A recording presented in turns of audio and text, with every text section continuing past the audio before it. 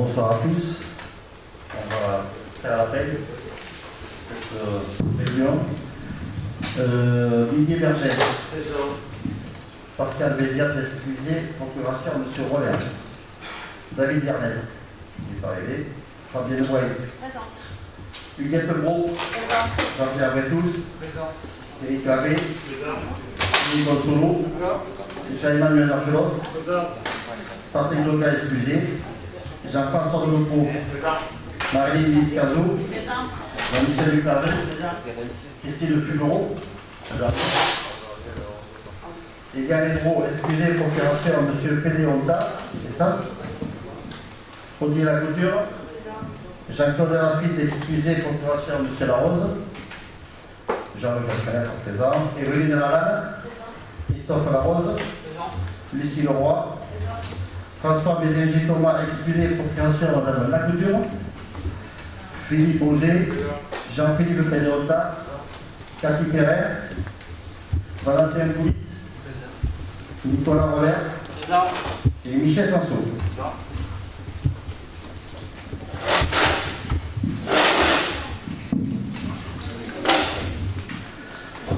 Bon, on va commencer cette séance. On va juste parler un petit peu des élections qui sont passées ces 15 jours. Nous étions 4 en liste au niveau de la communauté de communes, 3 qui est parti au niveau départemental et moi au niveau régional. Bon, avec des résultats différents. Je crois qu'on peut féliciter Lucie Leroy qui sera une de nos représentants de ce territoire. Et je dois aussi remercier Fabienne qui s'est engagée et Michel aussi, mon premier vice-président, Michel Ducardet, qui a fait une campagne aussi honorable. Et puis voilà, bon, c'est le jeu de la démocratie, il y a un perdant et un gagnant, mais ça s'est passé tout dans un travail très constructif pour tout le territoire, je pense, de la part des uns et des autres. Voilà, pour ma part, moi j'étais sur la liste de Geneviève Darrieussec et on n'est pas arrivé en premier, bon, on est au deuxième tour et nous aurons 3 élus de notre liste au niveau régional. Voilà. Moi, je tenais à mettre un petit coucou à tout ça et c'est une période assez enrichissante pour les uns comme pour les autres. Donc, Lucie, quand on aura des questions pour le conseil départemental, tu seras notre tu porteras les courriers. Donc, on va commencer par nommer un secrétaire de séance. Je propose un secrétaire de séance. Lucie, allez.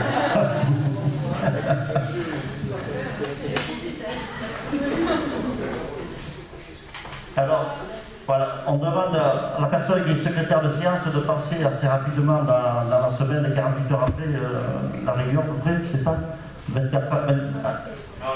On lui fait assez rapidement, ne pas trop attendre pour qu'on puisse envoyer ensuite à tous les élus le compte rendu.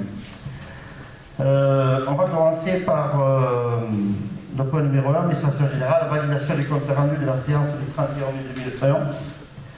Y a-t-il des remarques? S'il n'y a pas de remarques, on va passer ça au vote. Alors, y a-t-il des abstentions? Des gens contre? Bon, merci beaucoup. On va changer un peu l'ordre du jour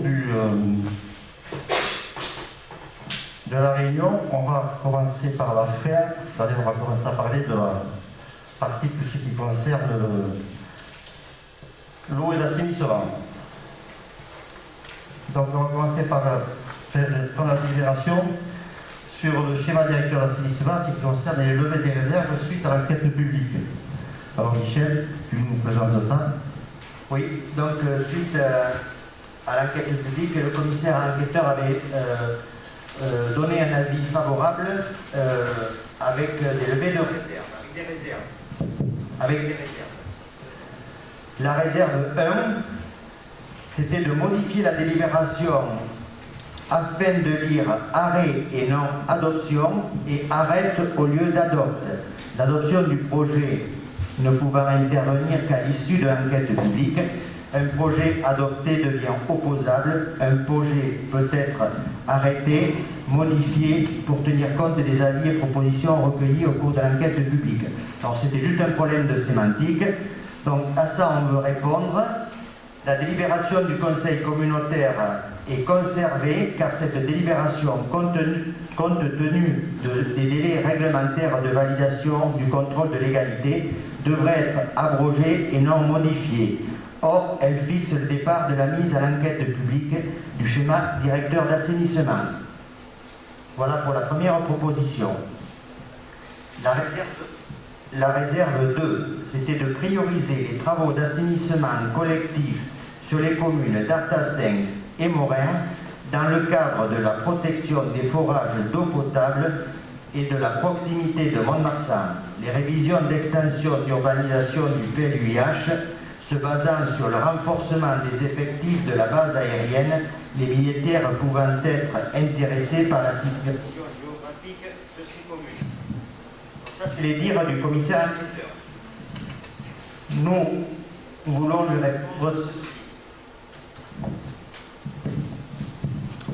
Monsieur le Président précise que les programmations de travaux ont été proposées au Conseil communautaire du 26 octobre 2020 dans le cadre des demandes de subvention par la DSIL et sont aujourd'hui arrêtées.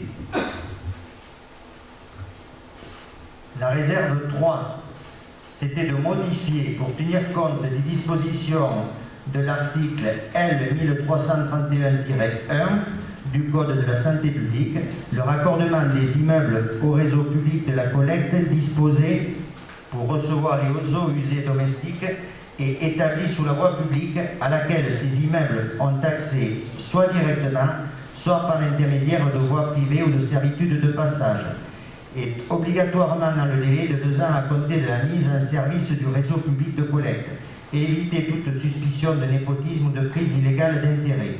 Les zonages d'assainissement collectif de la façon suivante. Alors, annexe 1.2 pour la commune de Castandé, intégrer les parcelles 54 et 157 et les parcelles 52 et 53. Pour la commune de Levigno, c'était intégrer la parcelle 248P et pour la commune d'Artasens, c'était intégrer les parcelles 219 et 220. Il est proposé, Monsieur le Président rappelle que conformément à l'article L 2224 du CGCT, la CCPG a défini les zones en assainissement collectif desservies par un réseau de collecte et un assainissement non collectif où le traitement des eaux usées est réalisé par des systèmes d'assainissement autonomes. Ces zones correspondent aux zones U et AU du PLUI. Les parcelles identifiées par le commissaire enquêteur sont actuellement en zone d'assainissement non collectif. Il n'est pas prévu de les intégrer au zonage actuel. Les usagers pourront se raccorder au réseau à leur demande et à leurs frais en se rapprochant des services compétents.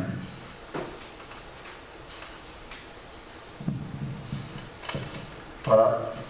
Bon, tout ça, on l'a préparé en conseil d'exploitation de la régie également. Hein, donc, il vous est proposé de le valider en conseil communautaire. Y a-t-il des questions par rapport à ces Oui, monsieur Vergès. Alors, moi j'ai une question. J'ai repris les documents du 26 octobre 2020. Je n'ai pas trouvé de programmation nominative de l'exécution des travaux. Et il me semble qu'on attache un petit peu la charrue avant les bœufs, comme lors de la précédente mandature, c'est-à-dire qu'on va voter des choses, en fait, qui ne sont pas abouties. On ne connaît pas les dates, les périodes de travaux. Et comment vous allez financer tout ça? Bon, moi je pense qu'avant d'aller de l'avant, je suis tout à fait d'accord pour qu'on lève les réserves qui ont été posées par le commissaire enquêteur. Il serait quand même utile que le Conseil puisse savoir comment vous allez financer tout ça et nominativement de dire voilà, ici on va faire Artasens, on va faire Morin à telle date, etc. Moi je ne voterai pas, sans ces documents-là, je ne voterai pas la levée simplement Monsieur- parce que j'estime Monsieur Vergès. qu'on n'a pas connaissance de ce qui va se passer et c'est quelque chose qui est sensible, pour lequel vous avez œuvré lors de la dernière mandature et aujourd'hui vous nous demandez à nouveau de vous donner un blanc-seing. Moi je ne donne plus de blanc-seing. Voilà. Monsieur Vergès, je rappelle qu'il a été validé ici. Nous nous sommes déplacés au niveau de la préfecture, porter un dossier de demande d'aide dans le cadre de la relance et de la décime.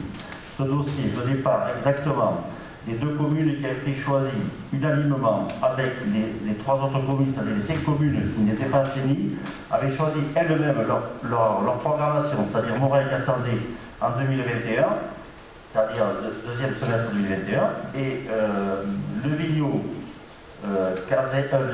Lussagné et Artassin en 2022.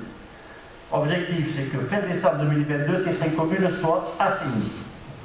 Nous avons tous validé le plan de financement. Je ne sais pas si vous vous rappelez, nous avions des aides de l'agent de l'eau et nous avions fait cumuler par des aides de la DSI. Nous étions arrivés à avoir un projet financé à 80%. Ces 80% nous ont été rappelés à l'ordre par la préfecture en disant qu'on ne pouvait pas cumuler des aides de l'État et les aides de l'agence de l'eau. Il en a résulté tout simplement, c'est que dans notre dossier, les aides de l'agence de l'eau ne représentaient que 20% d'aides dans le dossier Altéréo qui avait été fait dans le cadre du schéma directeur d'assainissement. Et la bonne nouvelle a été que pour les 2 communes qui étaient de Morat et de Castandé, cette subvention passait à 40%. L'engagement des services de l'État vis-à-vis de l'agence de l'eau nous ont dit par écrit, nous avons les écrits à la communauté des communes, et ça c'est pas la première fois qu'on le raconte, que les communes restantes auraient le même taux de financement. Ce qui nous disait dans notre projet, quand nous avions demandé la totalité de 80%, avec l'aide de 1 million d'euros de la communauté de communes, nous n'avions pratiquement rien à apporter au niveau emprunt. Sachant qu'il a fallu baisser justement cette idée d'avoir les 80%, on n'en parle plus. Donc on reste sur les montants que nous avons attribués les services de l'État, 42%, plus les services pour les aides du conseil départemental. Nous arrivons à un projet qui sera aujourd'hui, on peut dire qu'il sera financé en totalité par les aides et par l'aide de la communauté de communes. Le seul souci que l'on peut avoir aujourd'hui, c'est par rapport à ces études que nous avons mis en place par le service Altéréo lors de l'enquête publique. Ces études datent de 2019. On connaît aujourd'hui l'augmentation des prix des coûts de matières premières. Et ça, on n'est pas prêt peut-être de savoir qu'on peut avoir des augmentations qui n'étaient pas prévues. La possibilité de la communauté de communes, de la régie, dans ce projet-là, fait qu'on peut aller jusqu'à un montant d'emprunt de 500 000 euros sans pratiquement pas toucher l'augmentation du prix de l'eau. Et les 5 communes seront assainies en temps et en heure. Cet engagement a été pris ici dans cette même salle, M. Berger, et tout cet engagement, tout a été approuvé par la préfecture, les documents sont à la régie et à la communauté de communes. Donc je ne vois pas comment on peut dire qu'aujourd'hui on ne pourra pas financer, ce projet-là. On a cette chance d'avoir perdu peut-être un peu de temps dans l'enquête publique qui nous permet que dans le cadre de plan de relance du gouvernement, on puisse avoir des aides supplémentaires qui vont vraiment nous aider à mettre en place ce projet-là. Restons optimistes par rapport au coût des matières premières. La maîtrise d'œuvre va être lancée début juillet, puisque nous avons déjà choisi le bureau d'études qui va suivre ces travaux de maîtrise d'œuvre, donc il va œuvrer justement pour avancer dans ce projet-là. Aujourd'hui, nous sommes partis sur des bases d'études, comme je vous dis, dans le cadre du schéma directeur d'assainissement. Nous n'avons que ces études-là et ce projet de financement. C'est tout ce que nous avons. Voilà. Mais aujourd'hui, la communauté de communes, la régie notamment, ne peut supporter ce projet. Pourquoi on est arrivé là? On est arrivé là aussi, c'est parce qu'il y avait quand même des communes, que ce soit Castandé ou de Vigno, qui avaient vu que leur projet, et même Morin, avaient vu les projets initiaux trop ambitieux, qui demandaient des sommes extravagantes. Ces 3 communes ont eu la délicatesse et la force de dire on n'accepte pas ce qui est arrivé. Ce qui est arrivé, c'est que l'enquête publique a été refusée.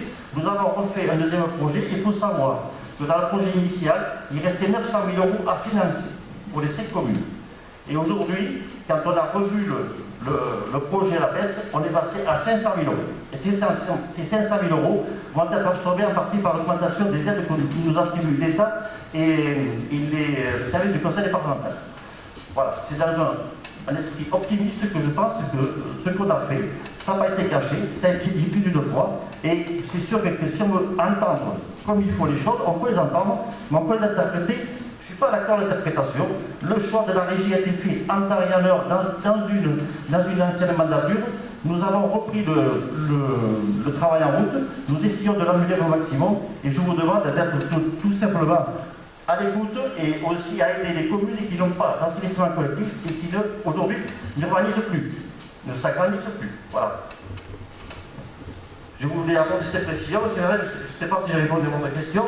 J'essaie d'être le plus précis possible. Je n'ai pas répondu à mes questions, Monsieur le Président. Je demande, moi, que soit annexé à cette délibération et daté de programmation des travaux et que soit joint à ce moment-là le financement de tous ces travaux. Vous me dites aujourd'hui qu'avec 500 000 euros, vous allez faire l'assainissement de 5 communes. Je ne sais pas, je ne suis pas. C'est pas les 500 000 euros, monsieur Vernet, c'est les 500 000 euros d'emprunt qui vont nous rester à faire, 1 million d'euros à la communauté de communes, plus des subventions du conseil départemental et de l'agent de l'eau qui vont arriver à 60%. Financer les travaux à la station d'épuration de Grenade. Ceci est un autre sujet. Vous avez plusieurs bourses, alors. C'est bien. Non. Il y a un autre sujet. Non. Là, c'est pareil, on a appelé aujourd'hui, on ne connaît pas le montant exact des travaux, d'une part, et on a sollicité les services de l'État pour avoir une subvention. On a un acquis de 100 000 euros. Voilà, ça on le sait. Les travaux vont tourner entre 200 et 250 000 euros. Voilà, ça, aujourd'hui, l'appel d'offres des entreprises n'est pas encore fait. Voilà. Est-ce que vous êtes d'accord pour joindre à cette délibération, dater la programmation des travaux et d'autre part le financement? J'aimerais que, lorsque je le vote, si c'est tout à fait normal que vous souhaitiez faire des assainissements pour les communes qui n'en ont pas, par contre, moi je demande des gages. Monsieur Vergès. On annexe des documents. Monsieur Vergès. Voilà. Le dossier Alteréo qui a servi à la quête publique, tout y a été marqué dessus. S'il vous plaît, le public n'a pas le droit à la parole.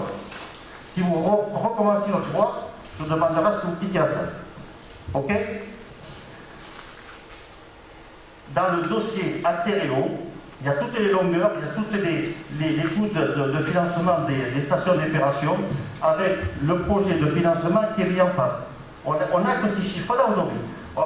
Et ce qu'on a travaillé, nous, dans notre plan de financement que nous avons fait ici dans cette salle-là, c'est exactement reprendre ces chiffres-là et on a mis les subventions en face. Voilà. La programmation. Bon, je n'ai pas de. Vérifiez vous-même, Monsieur le Président, le coût des travaux va être décuplé et vous ne pourrez pas financer tout ça. Et moi, je pense que ça n'est pas raisonnable de procéder de cette façon. Donc, ça veut dire, M. Vergès, que vous êtes contre le développement du pays conadois, c'est-à-dire que vous voulez faire de l'élitisme, du favoritisme pour certaines communes qui ont la chance d'être équipées d'assainissement collectif, et les autres qui n'ont pas d'assainissement collectif ne peuvent plus se développer. Donc, M. Vergès, je vous demandais de financer les clés de 13 pour démonter les panneaux des villages. Voilà, c'est tout. Directement ce que je pense. Oui, allez-y. Moi, je pense que vous allez vider les caisses et ensuite vous enverrez la régie ou au CIDEC. Voilà. Voilà votre souhait, voilà votre projet pour le pays de Grenade. C'est votre façon de voir les choses. Heureusement qu'on n'a pas du tout cette idée-là, c'est envie de travailler dans ce sens-là. On essaie de travailler dans une logique tout à fait normale. Et je suis très surpris de votre comportement parce que je sais que vous êtes depuis des années, monsieur Vergès, contre cette régie.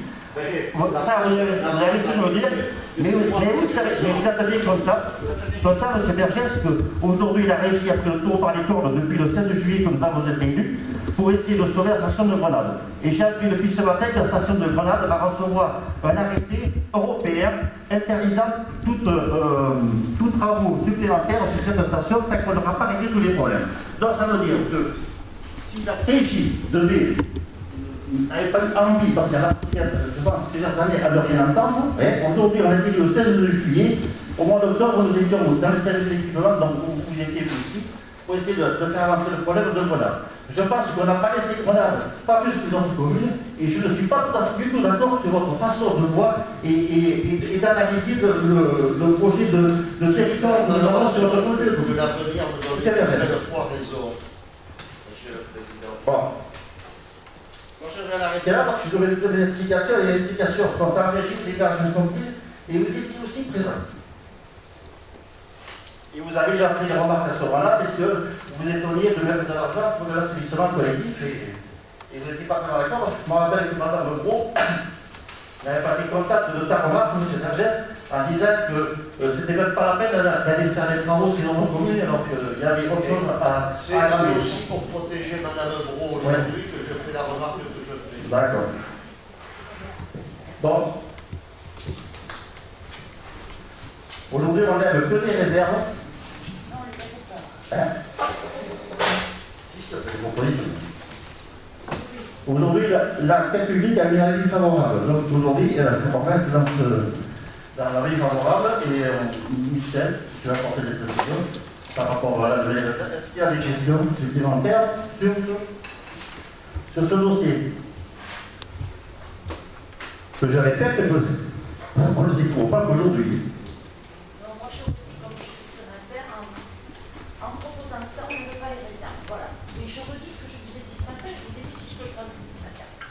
Pour moi, ce n'est pas le fait les réserves.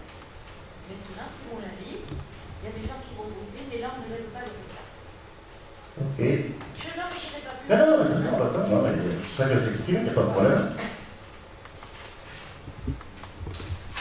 Y a-t-il d'autres questions? Je préciser aussi que le Ouais. calendrier, je l'ai voté. Le calendrier des travaux, je l'ai voté, mais on l'a voté pendant l'enquête publique, et on n'avait pas eu le résultat de l'enquête publique. Voilà, c'est tout. C'est tout ce que je veux préciser.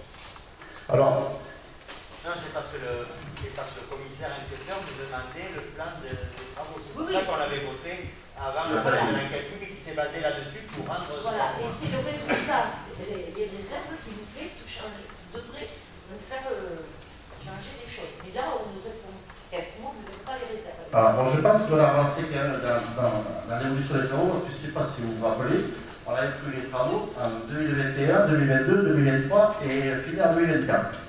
Là, on a pris l'engagement, c'est pour ça que le bureau d'études qui va faire les travaux de maîtrise d'œuvre, il se sera associé à 2 bureaux d'études. Parce qu'il y a une commande en particulière, il faut qu'on prenne les centres de 2022, les 5 communes soient terminées, plus les extensions de réseau de Saint-Maurice et de Basse-France. Donc, il y a quand même un engagement et une volonté des élus d'avancer. Alors, le choix qui a été fait, peut-être qu'aujourd'hui, tu te dis, j'aurais dû commencer avant les autres ou après. Non, moi, je On est à 6 mois après, le livre. On est à 6 mois après. Et je vois que certains ne sont pas. Il y a des problèmes de pétition, il y a des problèmes de terrain qui ne veulent pas être vendus. Moi, tout ce que je vous ai dit c'est que je ne veux pas que ces problèmes de l'économie retardent les autres qui sont prêts. Voilà. Parce que bon, vous n'avez pas, il faut vraiment que ça soit carré, que quand on veut démarrer, on puisse démarrer.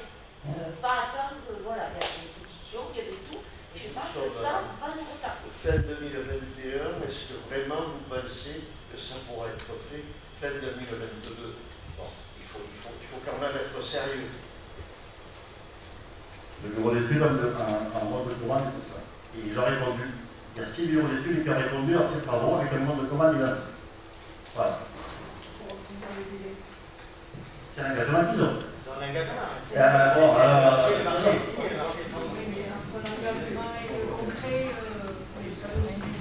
Mais ça, bon, aujourd'hui, on va signer un marché avec un mode de commande, avec une livraison en fin 2022. Il y a des engagements qui sont pris, ils devront les tenir. Bon, s'ils avaient dit que ce n'était pas possible, ils l'auraient déjà dit, je pense.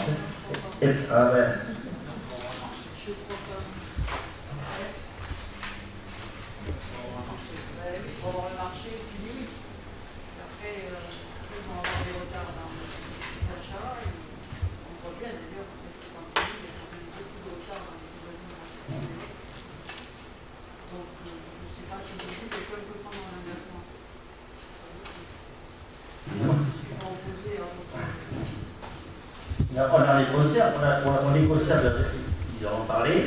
Il y a les entreprises aujourd'hui, le bureau d'études qui a été retenu, on les a reçus les deux, Michel. Ils ont les entreprises qui ont déjà vu un petit peu le problème de cet approvisionnement aujourd'hui. Bon, après on verra dans les marchés comment ils sont. Aujourd'hui, le monde de commande est prévu pour honorer cette date du mois de décembre 2022. Est-ce que vous avez prévu des pénalités de retard? Parce que ça permettrait de faire à ce moment-là la On n'a pas encore signé. On n'a pas signé le marché des travaux, c'est juste un investisseur d'œuvre qui va étudier les deux stations de Morel et de Castelnay et les stations de réseau de Saint-Maurice et Pascons. Voilà. Et là, on fait ça. Ensuite, on étudie les stations de Levillo, Artassens et Lussanier et les extensions de réseau qui sont prévues en 2022, je crois que c'est Caserne et Grenade, s'ils ont la station qui est en route pour accepter des nouveaux abonnés. Voilà.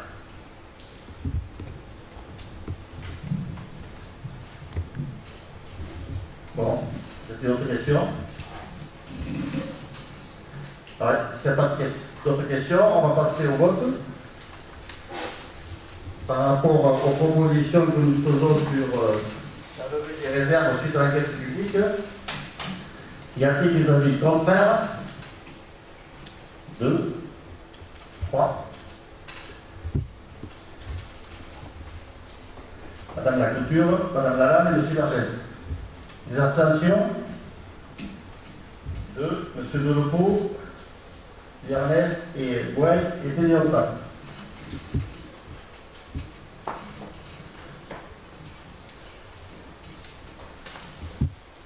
Donc, la proposition est adoptée.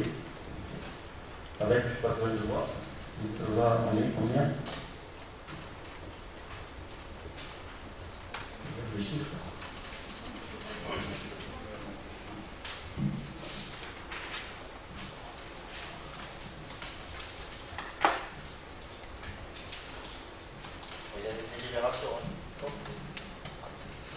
Il y a des pouvoirs, pardon. Avec des pouvoirs. Ah, je vais là. Alors, Didier Vergès, il vote contre. Pascal Bessiat, avec M. Roller, ça fait 2 voix pour. David Ernest, abstention. Fabienne Gouey, abstention. Juliette Gros, favorable. Jean-Pierre Pétous, favorable. Thierry Tavé, favorable. Cyril Possolo, favorable. Jean-Emmanuel Darchelos, favorable. Jean-François Delepeau, abstention. Marie-Lise Liscazo, favorable. Jean-Michel Ducavé, favorable. Christine Fugoro, elle n'est pas là. Si elle est là. Ah, pardon, excusez-moi. Tu as favorable? Eliane Legros, exprimé pour nation à M. Pénéonta, donc c'est abstention, les deux. Odile Couture, contre. Jean-Claude Alaphite, excusé pour nation à M. Larose, donc favorable. Jean-Luc Lafayette, favorable. Evelyne Lalanne, contre. Christophe Larose, favorable. Lucie Leroy, favorable. Françoise Mézin-Gécoma, procuration de la culture, défavorable. Philippe Auger, favorable. Jean-Philippe Pénéonta, défavorable. Abstention, pardon. Abstention. Cathy Perrin.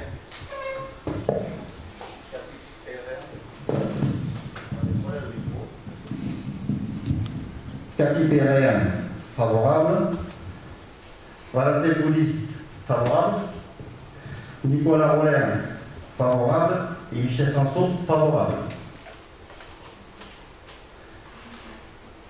19 pour, 4 contre et 5 abstentions. Donc la délibération est adoptée. Merci.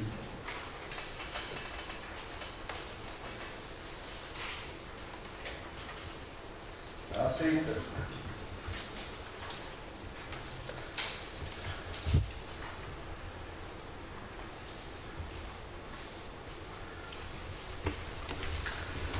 Assainissement collectif, modification de la délibération pour la PFAC. Michel? Non.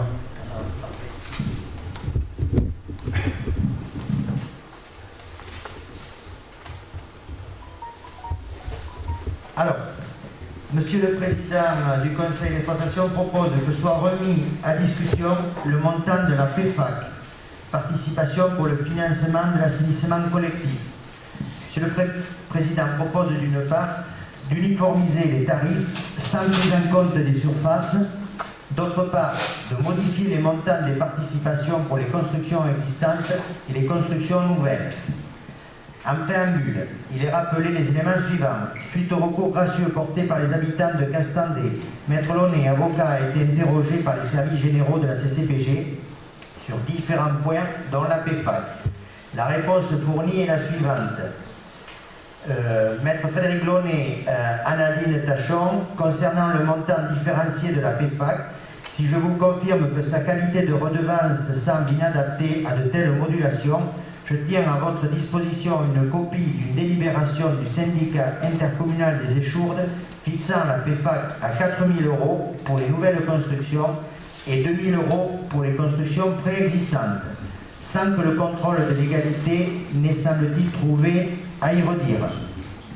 La délibération fixant la PFAC a été prise par décision du Conseil communautaire en date du 14 décembre 2015 sur les bases de la loi des finances rectificatives du 14 mars 2012, ainsi que les éléments réglementaires suivants fournis dans une note conjointe de l'Association des maires de France et de la FNCCR, Fédération nationale des collectivités concédantes et des régies. Cette participation fixée lors de la création de la régie a été modulée selon les critères suivants: typologie de construction, habitat, activité économique, typologie d'habitat individuel ou collectif, ou surface de construction et surface de construction. Elle s'élève actuellement à maison individuelle 2400 € jusqu'à 120 m² de surface de plancher, auquel se rajoutera un montant de 20 € par mètre carré supplémentaire. Habitat groupé, 2400 € par habitation. Immeuble collectif, plus de 2 logements selon la typologie des logements. Studio T1, T2, 2000 €, puis 200 € supplémentaires par pièce supplémentaire, soit T3, 2200 €, T4, 2400 €, T5, 2600 €. Construction à vocation économique, sous réserve que leur rejet soit assimilable à une pollution domestique et qu'elle n'ait pas d'installation de traitement spécifique. Le montant de la PFAC sera de 2000 € jusqu'à 250 m², puis 10 € par mètre carré supplémentaire. Pour les immeubles équipés d'un assainissement autonome diagnostiqué conforme, une dérogation est accordée pour un report de raccordement dans la limite des 10 ans à compter du contrôle de l'installation du système d'assainissement autonome. Pour les lotissements dont les travaux de réseau et de branchement ont été financés par des lotisseurs privés, la PFAC sera exigible aux constructeurs de l'habitation. Pour les zones d'activité à vocation commerciale ou artisanale dont les travaux de réseau et de branchement ont été financés par les lotisseurs privés, la PFAC sera exigible aux constructeurs. Donc ça, c'était ce qu'on avait jusqu'à maintenant. Monsieur le Président propose de fixer les nouvelles participations suivantes. Pour les constructions existantes, 1 500 € par logement, et pour les constructions nouvelles, 3 500 € par logement ou habitation. Sachant que c'est 1 500 € TTC. Il n'y a pas de TVA, je le rappelle, il n'y a pas de TVA sur la PFAC. Donc c'est des montants nets pour l'abonné. Il n'y aura pas non plus de coût de branchement. Non, il n'y a pas non plus de coût de branchement supplémentaire, puisque c'est intégré dans le schéma directeur d'assainissement qui est obligatoire. Donc, dès que le réseau est tiré devant chaque maison, la boîte est fournie à l'abonné. Il n'a plus qu'à s'y brancher dans les 2 ans pour un montant de ce qu'on propose, 1 500 € pour les logements ou habitations existantes et 3 500 € pour les nouvelles habitations, c'est-à-dire dans les lotissements pour la plupart des temps.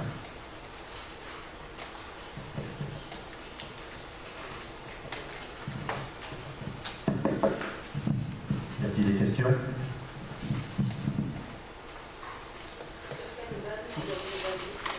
Comment? Alors, la PFAC, elle est calculée sur un coût moyen de l'assainissement autonome. Donc l'assainissement autonome, il faut compter entre 6 et 10 000 euros suivant les cas. Donc on peut aller jusqu'à 80%. On a le droit d'aller jusqu'à 80% du montant. Donc 80% de 8 000 euros, ça, vous pouvez monter jusqu'à 6 400 euros. On est parti sur deux tarifs. Pourquoi? L'existant. Ce qu'on se trouve dans nos communes, souvent ce sont des gens qui ont fait déjà l'investissement de l'autonome, hein, qui coûte entre 6 et 10 000 euros. Et aujourd'hui, on leur demande après d'aller se raccorder avec un coût qui était de 2 400 euros. Alors que la construction nouvelle, elle arrive, elle est payée 2 400 euros comme celui qui avait payé déjà une partie d'assistance. Donc on a voulu marquer une différence en disant les gens qui ont déjà de l'assainissement autonome, qui sont conformes ou pas conformes, on leur fait un tarif à 1 500 euros. Et la maison neuve qui se construit pour la première fois, qui n'aura pas le coût d'investissement pour pouvoir un assainissement autonome, on lui demande 1 500 euros. C'est pour établir un équilibre par rapport au prix moyen que nous avions la dernière fois de 2 400 euros. Voilà. C'est juste pour inciter un maximum de gens dans nos communes à venir se raccorder avec un prix intéressant, parce que c'est vrai que quand on a déjà investi, parce que certains assainissements ne sont pas conformes. Donc si on veut les mettre à jour, il y a l'obligation d'investir. Donc aujourd'hui, il faut reconnaître qu'au niveau de la communauté de communes, au niveau de la régie, il n'y a pas un programme spécifique pour aider les gens à se mettre aux normes. Il faudra qu'on y pense aussi sérieusement. Et dans les zones où l'assainissement collectif est obligatoire, on incite justement ces gens-là de se mettre rapidement et de leur donner la possibilité d'avoir un coût abordable. Parce qu'aujourd'hui, on sait que si on doit refaire l'assainissement non conforme, les gens ils ont des difficultés à financer. D'ailleurs, la NPCCR nous avait sollicité, nous avait recommandé de mettre un tarif supplémentaire pour les assainissements qui étaient non conformes. Bon, on n'a pas voulu en tenir compte, qu'ils soient conformes ou non conformes. Dans le cas où on les oblige à s'y brancher, on ne prendrait que 1 500 euros. On n'a pas voulu mettre un autre tarif supplémentaire pour ceux qui sont non conformes. Donc il y aura aussi une dérogation pour les constructions de moins de 10 ans. Normalement, aujourd'hui, dans le cadre de l'assainissement, il faut se brancher au bout de 2 ans, une fois que l'équipement est terminé. Donc il y aura une dérogation de 10 ans. C'est-à-dire que si vous avez vu pour votre maison il y a 8 ans, vous aurez encore 8 ans avant de vous raccorder. Voilà. C'est cette dérogation que l'on met par rapport au permis de construire. Oui.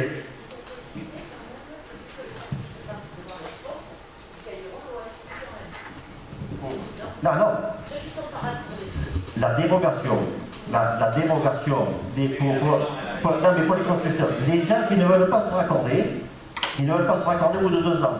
Les gens qui ne veulent pas se raccorder au bout de 2 ans et qui ont des maisons de plus de 10 ans, eux, par contre, s'ils ne veulent pas se raccorder, ils paieront la taxe de loi mais il n'y aura qu'à l'obligation, et eux, après, ils paieront une pénalité de raccordement. Ça, c'est sûr, parce qu'il y aura des coûts de travaux.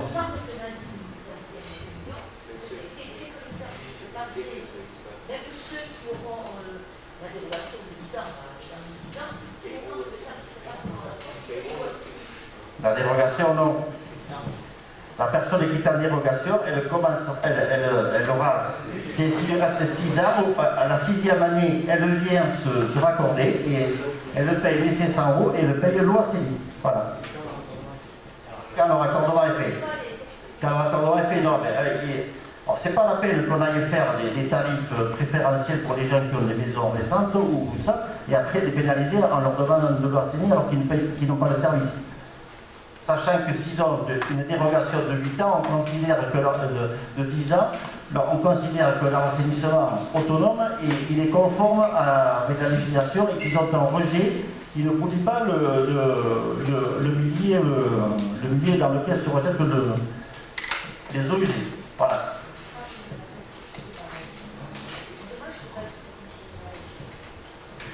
La technicienne de la régie est en arrêt de travail. Elle travaille à 8 ans. Je pense que passer le délai de 2 ans ou de 10 ans en l'occurrence, c'est à ce moment-là que la loi verra le maître de la CENI raccordé ou pas. C'est ça. C'est que la dérogation est terminée. C'est logique, ça sert à dire la dérogation si au bout de 2 ans on dit mais attendez, vous allez payer pendant 6 ans mais vous n'aurez pas de service. Non, c'est bien pas ça. Oui, Philippe. Je pense qu'il faut redemander à parce que moi il me semble bien aussi que lors du conseil d'exploitation, il vous avait dit qu'il a donné, enfin, la personne avait payé de suite. Non. Quand elle doit signer. On a peut-être pas compris, mais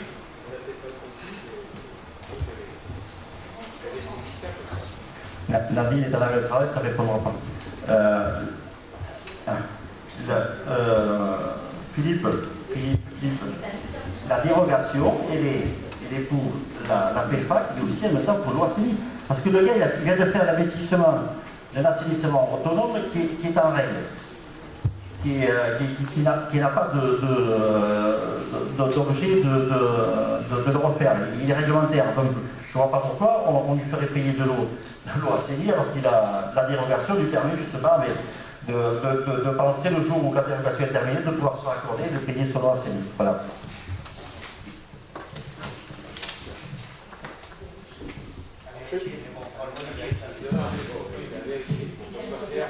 Ce serait dans la logique que le gars fait quand il est obligé de s'y raccorder uniquement. Pas ça, non.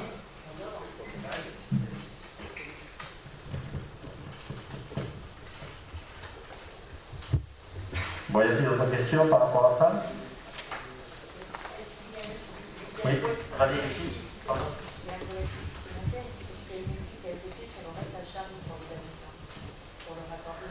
Alors, aujourd'hui, dans le travail qui va être fait par le bureau d'études de maîtrise d'œuvre, il est marqué dans son cahier des charges l'obligation de faire une réunion publique avec tous les gens qui vont être raccordés pour expliquer le comment, le pourquoi et la chose de si on va leur faire. Et ensuite, la maîtrise d'œuvre avec l'entreprise qui va faire les travaux, iront visiter chaque futur abonné pour savoir exactement où est la meilleure sortie prévue pour eux et la moins coûteuse pour les travaux qu'ils devront faire à l'intérieur de leur maison. Ça le coûte aujourd'hui, je ne vais pas le dire parce qu'on peut être à 50 mètres comme qu'à 10 mètres en fonction des maisons. Ça sera du cas par cas. Il y en a certains qui vont devoir peut-être avoir, s'ils se trouvent à un endroit un peu plus bas, il faudra peut-être mettre une pompe de relâche. Mais ça, je ne veux pas y répondre. C'est cet engagement qui est fait, qui avait été demandé à cahier de charge des travaux, que justement la maîtrise d'œuvre. Alors la maîtrise d'œuvre, c'est ce qu'on fait d'habitude, on fait une enquête publique à Fénin. Une réunion publique où on explique à tous les abonnés qu'est-ce qu'on va faire et comment ça va se passer. Voilà. Aujourd'hui, il faut prévoir le coût. Moi, je ne vais pas le prévoir, c'est quand il y aura la visite, je pense, avec l'entreprise et le bureau d'études, la maîtrise d'œuvre, qui décideront de combien ça va leur coûter. Voilà. Mais là, aujourd'hui, je ne veux pas l'estimer. Parce que chaque maison est un cas particulier.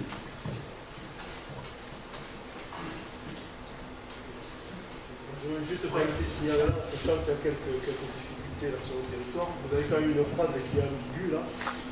Pour les immeubles équipés d'un assainissement autonome diagnostiqué conforme, une dérogation est accordée pour un report de raccordement dans la limite de 10 ans à compter du contrôle d'installation du système d'assainissement autonome. Je pense que c'est... Non, ça c'est pas bon. Où est-ce que tu as vu ça, toi? On a reçu sur nos documents... Les immeubles de moins de 10 ans qui paient l'assistance autonome, diagnostiqué conforme, les obligations sont accordées pour un report de raccordement dans la limite de 10 ans. Ouais. Cette phrase elle reste ambiguë. Non, il vaut mieux mettre tout. Non, ils vont mieux mettre, moi je pense que je suis d'accord aussi, de mettre qu'il y aura une dérogation à côté de la date. On t'en a compte des 10 ans à côté de la date de délivrance du permis de construire. D'accord, mais aujourd'hui c'est pas ce que vous nous faites monter. Quoi? Aujourd'hui c'est pas ce que vous nous faites monter. Donc tout à l'heure, si vous allez devant le tribunal, Si. Mais non, c'est une Ah, il y a une erreur pour les immeubles de moins de 10 ans, équipés d'un assainissement autonome, diagnostiqué conforme, de moins de 10 ans. Une dérogation est accordée pour un report de raccordement dans la limite de 10 ans à côté de la date. On précise bien que cet assainissement, il est avec la date de permis de construire de 10 ans. On sait qu'au bout de 10 ans... Non, c'est à partir du contrôle. C'est à partir du contrôle. Donc, si vous êtes... Pour les immeubles de moins de 10 ans. équipé d'un assainissement autonome. C'est pas écrit, c'est pas écrit. Comment? Pas précisé. Ah si. Pour les îles, moi. On n'a pas le document, On n'a pas le document alors. Alors, je relis. Je relis pour les immeubles de moins de 10 ans. J'ai ce matin. Ah oui, d'accord. Pour les immeubles de moins de 10 ans. Mais la note a été.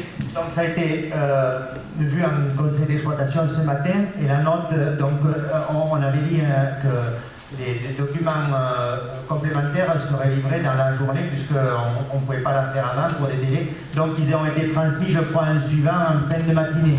Donc, mais il faut vous présenter celle-là, en fait, il faut se baser sur celle-là. Hein. On relit. Pour les immeubles de moins de 10 ans, immeubles ou maisons, équipés d'un assainissement autonome, diagnostiqué conforme, une dérogation est accordée pour un report de raccordement dans la limite de 10 ans à compter de la date de délivrance du permis de construire. Voilà. C'était pas si carré? Pardon. Mais oui, ça c'était le document de travail qu'on avait ce matin pour couvrir. Ah, ok. Alors, merci de le préciser, comme ça on peut le voir de pouvoir.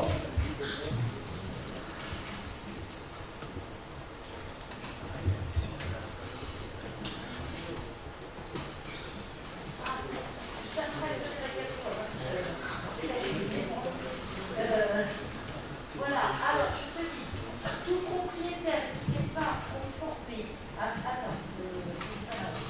comme le prévoit l'article L 1331 du Code de la santé publique, tout élève qui ont accès au réseau d'assainissement établi sous la voie publique, soit directement, soit par l'intermédiaire du voie privée ou servitude de passage, doit obligatoirement être accordé à ce réseau suivi de la durée de 2 ans à compter de la mise en service du collecteur.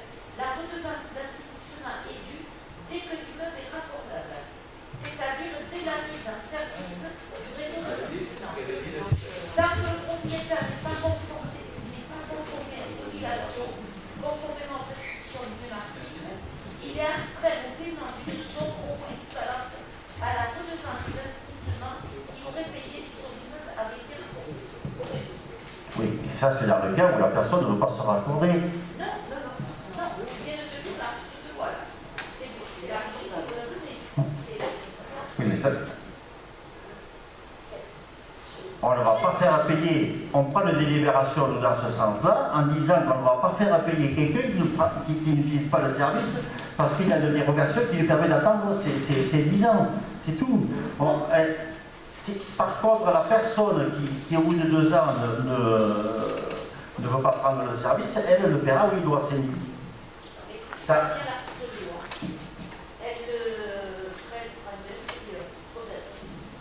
Moi, je relis ce qu'on m'a donné à la régie. Ouais. Tu le reliras dans le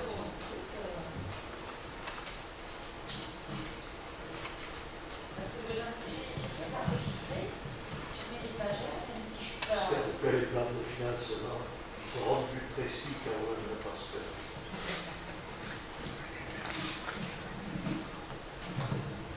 Là, on le regarde.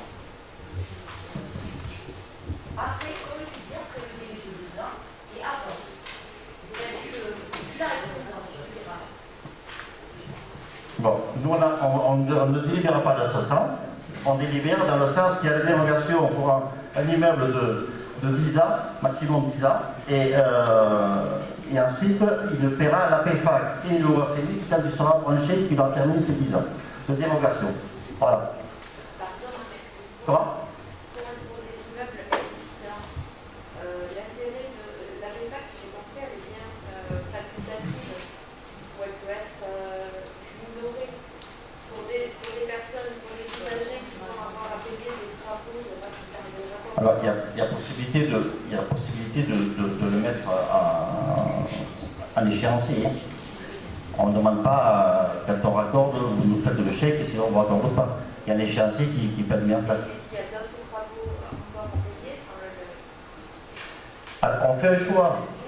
En fait, alors, soit on met en place, alors Lucie, je te réponds, soit on met en place à la régie et on y pense aussi, de dire on va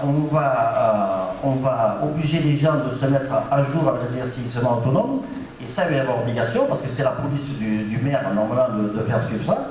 Ça ne sera pas 1 500 € qui devront payer et peut-être 1 500 € de plus dans les travaux. Ça sera 8 ou 10 000 € de refaire tout l'assainissement. Donc je pense qu'à un moment donné, on ne peut pas le faire gratuitement. Il faut le faire.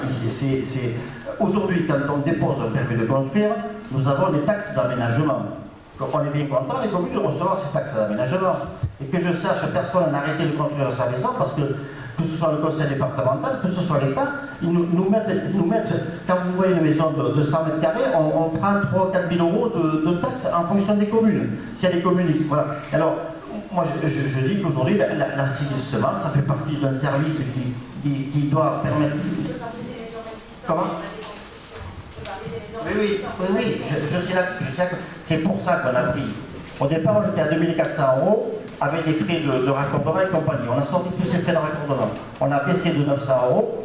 Je pense que bon, on est déjà à pouvoir... Lucie, ce n'est pas une décision du conseil communautaire ou de la régie, c'est une obligation. C'est une obligation de l'État, ça. À partir du moment où tu es dans le schéma directeur d'assainissement, tu es obligé de te raccorder. C'est une obligation. Je suis d'accord qu'il y aura pas des gens qui auront des difficultés, mais bon, si on proposera l'échéancier, et la régie ne va pas leur dire bon, mais vous n'avez pas payé, on va pointer le service. On va essayer de regarder, s'il y a des cas en particulier, on les étudiera au niveau de la régie, ça c'est clair.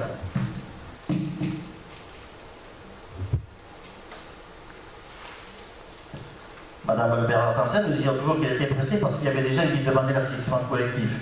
Alors donc, je pense qu'ils savent qu'on est encore sur l'ancien tarif, et donc aujourd'hui on va leur annoncer un tarif encore préférentiel.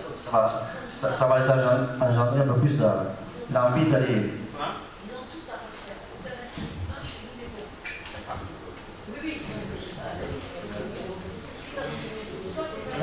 Donc eux, ils sont en attente. Et pour ça qu'on s'est réfléchi, on a le terrain à de près, parce qu'ils n'ont pas envie de réinvestir dans un événement pour après se faire compliquer. Déjà qu'on a des expositions un peu partout, donc c'est peut-être là le souci de la priorisation, quand on a des communes où les habitants sont demandeurs et d'autres où on a des réticences. C'est repousser le problème de 6 mois. On ne repousse pas de 6 ans, c'est de 6 mois.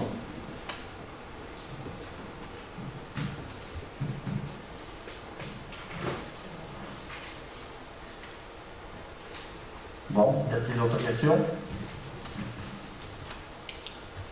La proposition de 1 500 € dans 1 500 €, c'est votre question, on va passer au vote. Y a-t-il des gens contre cette proposition? Il faut savoir que tout le reste, les habitats groupés et les habitats, les constructions à vocation économique, tout ça reste pareil. Hein. Alors, par rapport à cette nouvelle délibération qui modifie la possibilité d'avoir 2 tarifs de raccordement, de PFAC, et en gardant bien sûr toutes les autres redevances, y a-t-il des gens contre? Y a-t-il des abstentions? Monsieur le Président de la Régie, c'est adopté de l'unanimité. Merci.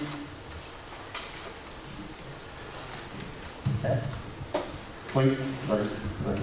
Oui, donc ça, ce sera à partir du 1er janvier 2022. Les tarifs seront applicables à partir du 1er janvier 2022.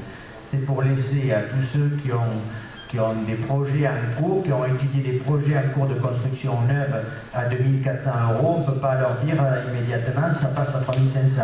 Donc on estime que d'ici 1er janvier 2022, les dossiers seront largement déposés et étudiés. Ils ne sont pas encore prêts, du moins. Voilà, et chaque maire aura le temps de prévenir les nouveaux candidats, les anciens. En déposant votre dossier le 1er janvier, ça sera plus à 2 400 €, ça sera 3 500 € dans une maison neuve. Et les raccordements, eux, par contre, ils partiront des extensions de réseau et dans le cadre pas d'extension de réseau, mais dans les maisons existantes déjà, dans les communes où on va assainir et aussi dans les extensions de réseau. Mais eux, jusqu'au 31 janvier, ça sera 31 décembre, pardon, ça sera 2 400 € et à partir du 1er janvier, ça sera Ça sera 1500 €. Voilà.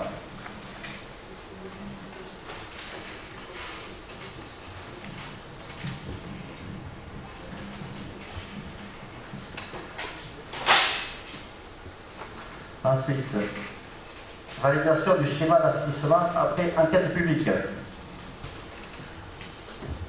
Bien, Michel? Ou je te remplace? Non, non. Dans le cadre des procédures réglementaires, le schéma directeur d'assainissement doit faire l'objet d'une validation après enquête publique. Il est proposé au conseil communautaire de se prononcer sur la validation de ce dossier. Vu le Code général des collectivités territoriales, et notamment l'article L 2224-10 et R 2224-8 et R 2224-9, vu le Code de l'environnement et notamment les articles R 123-1, R 123-27, considérant la délibération du Conseil communautaire en date du 26 octobre 2020, validant le zonage et sa mise à l'enquête publique, considérant l'enquête publique qui s'est déroulée du 21 décembre 2020 au 5 janvier 2021, considérant le rapport de clôture de l'enquête publique du commissaire enquêteur en date du 8 janvier 2021, considérant la délibération du Conseil communautaire en date du 21 janvier 2021, validant le mémoire en réponse au commissaire enquêteur, considérant le rapport de clôture de l'enquête publique et l'avis favorable avec réserve du commissaire enquêteur en date du 25 janvier 2021, considérant la délibération du Conseil communautaire en date du 28 juin 2021, levant les réserves suite à l'enquête publique, sur proposition du Conseil d'exploitation en date d'aujourd'hui, 28 juin 2021, le Conseil communautaire. On va proposer la validation. Validation du schéma directeur d'assainissement. On l'avait d'abord validé avant l'enquête publique, puisque bon, il fallait que ça parte à l'enquête publique. L'enquête publique est revenue, il n'y a pas eu de remarques particulières d'agrandissement ou de revoir les limites du schéma directeur d'assainissement. Donc aujourd'hui, il faut le valider complètement, définitivement. Voilà. Est-ce que je me suis fait, on s'est fait bien comprendre? Le schéma directeur d'assainissement, c'est toutes les parties sur le territoire où il est prévu d'apporter l'assainissement et en fait on a gardé le périmètre du PLUI où on a des projets de construction dans nos centres. Est-ce qu'il y a des questions par rapport à ce schéma directeur d'assainissement collectif? S'il n'y a pas de questions, on va passer au vote. Y a-t-il des abstentions? Des votes contre? Merci beaucoup.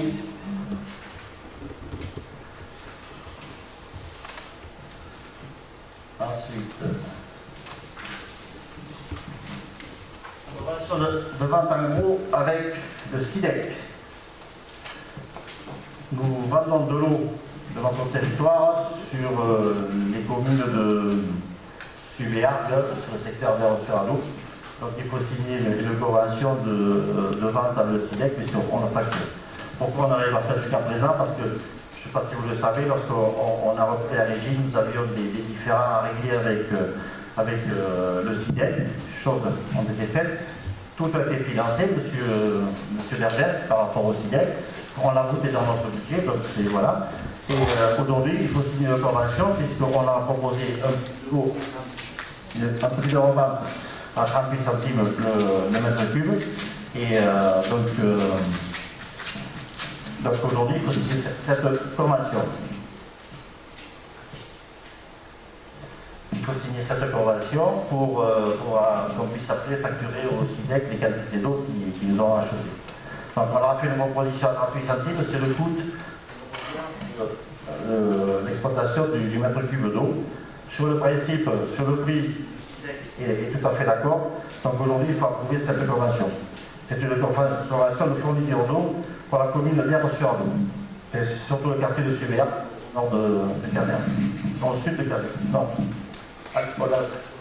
Au nord d'Air. Voilà. Bon, y a-t-il des questions particulières sur cette convention?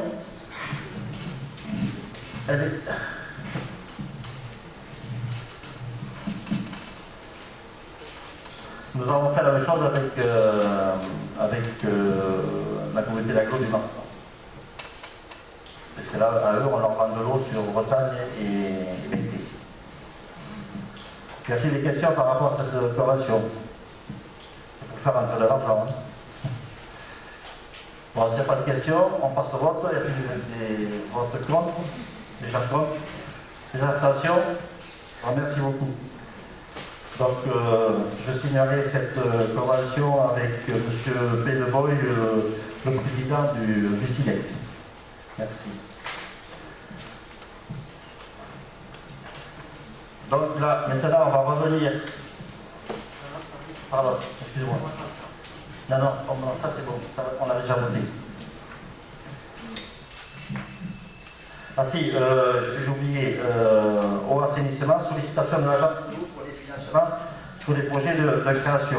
Donc, nous avons rencontré l'agence de l'eau justement pour parler des 3 communes qui restaient à création, c'est-à-dire du Sagnet, de Vignoux et Artassès. Donc ils nous ont demandé, on est inscrit chez eux, il y a des échanges qui ont été faits à la préfecture, donc ils nous ont demandé juste de prendre une délibération comme quoi on les sollicitait pour ces 3 communes pour le prochain projet qui sera à partir du 1er janvier 2022. Voilà. Est-ce qu'il y a-t-il des questions par rapport à cette délibération qui me donne, considérant les projets d'investissement, de création de STEP et d'extension de réseau portés par la régie, le conseil communautaire décide de solliciter l'agence de l'eau à Haute-Garonne afin de bénéficier de subventions. C'est juste pour que l'agence de l'eau ait une marque chez eux, que on voit la communauté de communes à solliciter ces nouvelles. Et pour cette année, il n'y a pas de projet d'évaluation, non?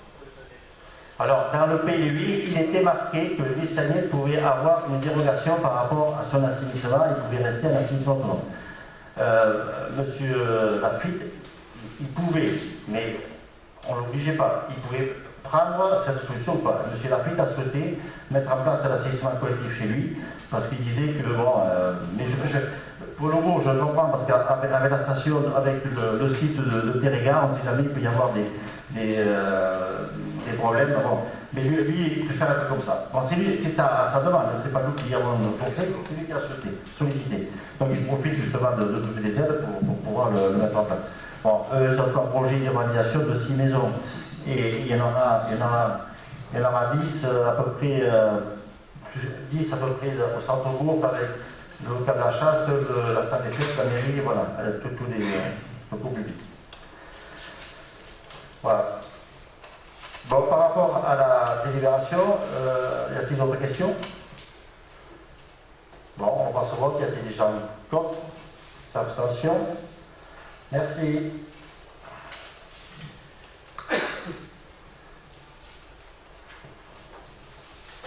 Bon, on revient à l'arrière.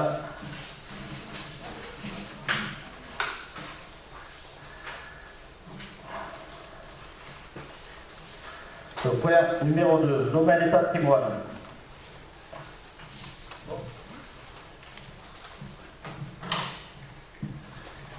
Monsieur Larose, vous n'auriez pas un verre d'eau, s'il vous plaît? S'il vous plaît. Merci.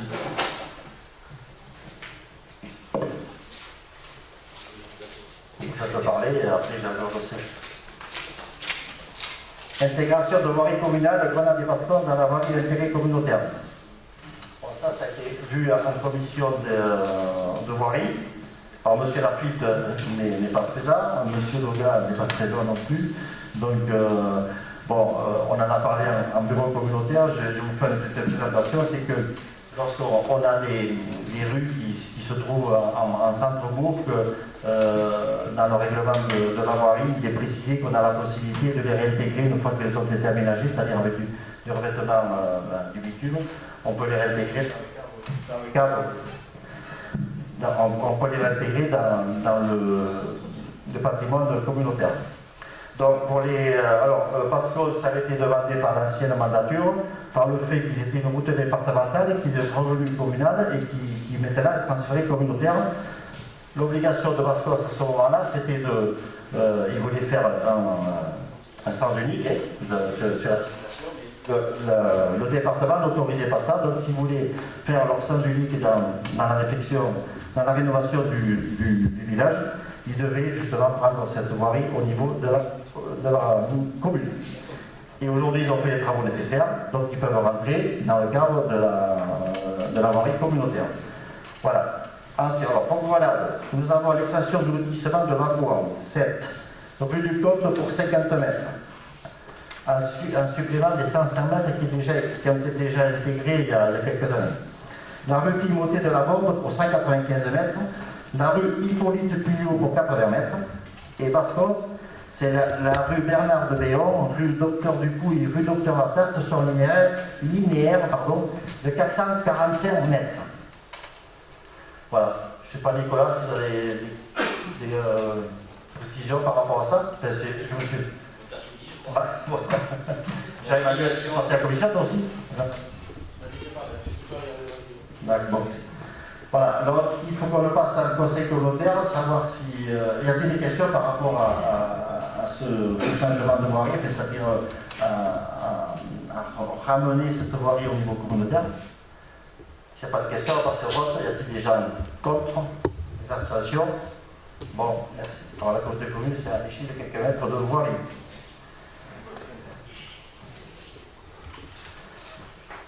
Fonction publique, participation de l'employeur à la protection sociale complémentaire. Michel? Oui, ben là, on a travaillé en commission, mais je vais peut-être laisser Élodie vous expliquer tout ça.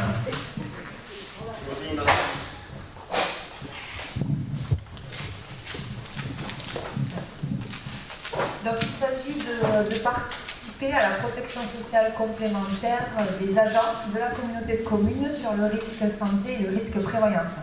Puisqu'il y a une ordonnance de février 2021 qui va obliger les employeurs publics à participer, comme dans le privé, à la protection sociale de leurs agents à hauteur de 50% pour la santé et 20% pour les risques prévoyance. Donc la proposition que nous avons faite pour les agents de la communauté de communes, qui est identique à celle que le conseil d'administration a validée pour les agents du CIAS, c'est de proposer dès 2021, dès le 1er juillet 2021, cette participation, lissée sur plusieurs années pour arriver à compter de 2024 à l'obligation que prévoit l'ordonnance des 50% pour le risque santé et 20% pour le risque prévoyance. Donc c'est pour cela que nous vous proposons cette délibération qui a été validée par le comité technique du centre de gestion avec une participation à compter du 1er juillet 2021 de 15 € pour le risque santé et pour le risque prévoyance, bien sûr, à concurrence du montant que payent les agents de 5 €. Sur 2022, ça serait 20 € en santé, 5 € en prévoyance. 2023, 25 € en santé, 7 € en prévoyance. Et à compter de 2024, 30 € en santé et 10 € en prévoyance. Nous vous proposons cette participation à compter du 1er juillet 2021 pour les agents, donc tous les agents fonctionnaires, stagiaires et titulaires, tous les agents contractuels de droit public qui ont un contrat supérieur à 3 mois. Pour les agents de droit privé, on ne prendra pas les contrats d'engagement éducatif qui sont, on veut prendre que les contrats supérieurs à 3 mois. Les contrats d'engagement éducatif, c'est les saisonniers qu'on prend l'été sur le centre de loisirs et l'espace jeune. Sont exclus les agents publics et privés de la régie eau et assainissement qui, eux, ont déjà une participation que vous aviez votée en 2019 et les agents couverts par un contrat lié à l'emploi de leur conjoint. Voilà. Ouais, juste pour vous mettre quelques chiffres en face, il y a quand même 43 agents, c'est ça, en régie. La première année, il y aura un coût de 5 200 € par semestre. La deuxième année, on sera à 12 900. La troisième année à 16 500 € et après, à partir de 2024, on aura 20 140 € de coût pour la collectivité. Voilà. Question? Oui, Philippe. Oui, il a raison. Pour que la participation soit versée aux agents, il faut qu'ils détiennent une mutuelle labellisée. Oui. Pour cela qu'on va transmettre à l'ensemble des agents une liste de toutes les mutuelles avec tous les contrats labellisés en santé et en prévoyance. Bon, maintenant, en 2021, la majorité des mutuelles sont labellisées, mais il se peut qu'il y ait une certaine mutuelle qui ne l'est pas. Est-ce qu'il y a des mutuelles qui ne sont pas labellisées? Ouais. Ouais. Ils ne sont pas labellisés, la liste est actualisée. Oui, voilà. D'accord. Quelle est la formule proposée? La formule d'assurance, notamment sur le dentaire.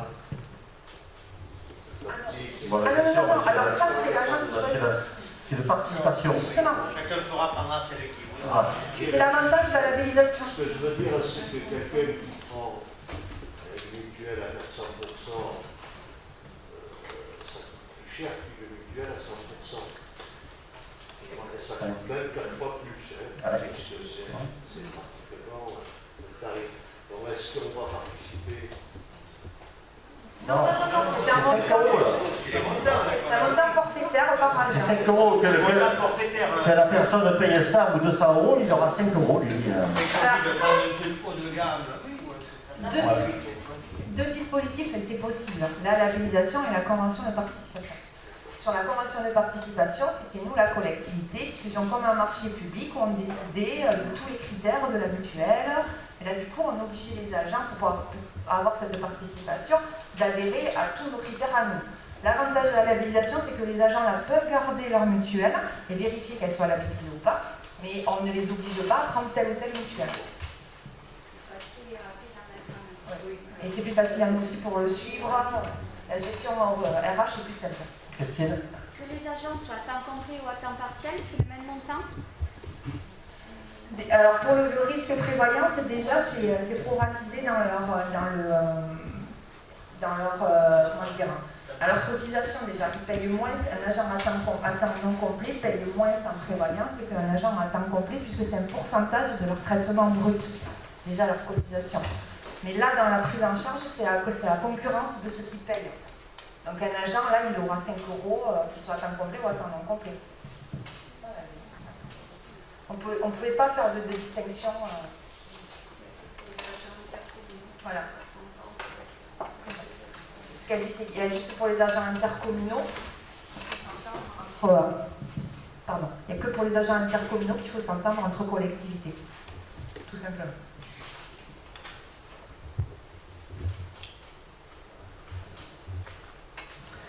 Si j'ai bien compris, c'est une obligation. Ça, c'est la loi qui nous oblige à l'arrivée. C'est l'anticipation à la loi.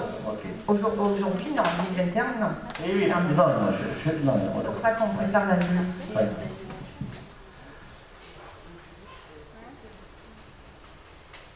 Y a-t-il d'autres questions par rapport à ça? Parce que c'est vrai que c'est assez compliqué. On va y passer dans nos communes aussi.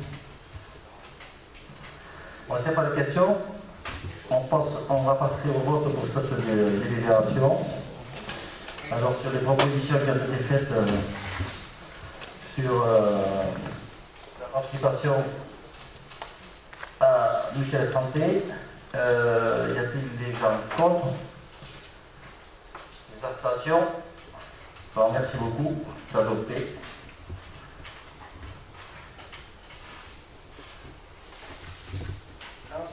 Institution et vie politique. Adoption du pacte de gouvernance.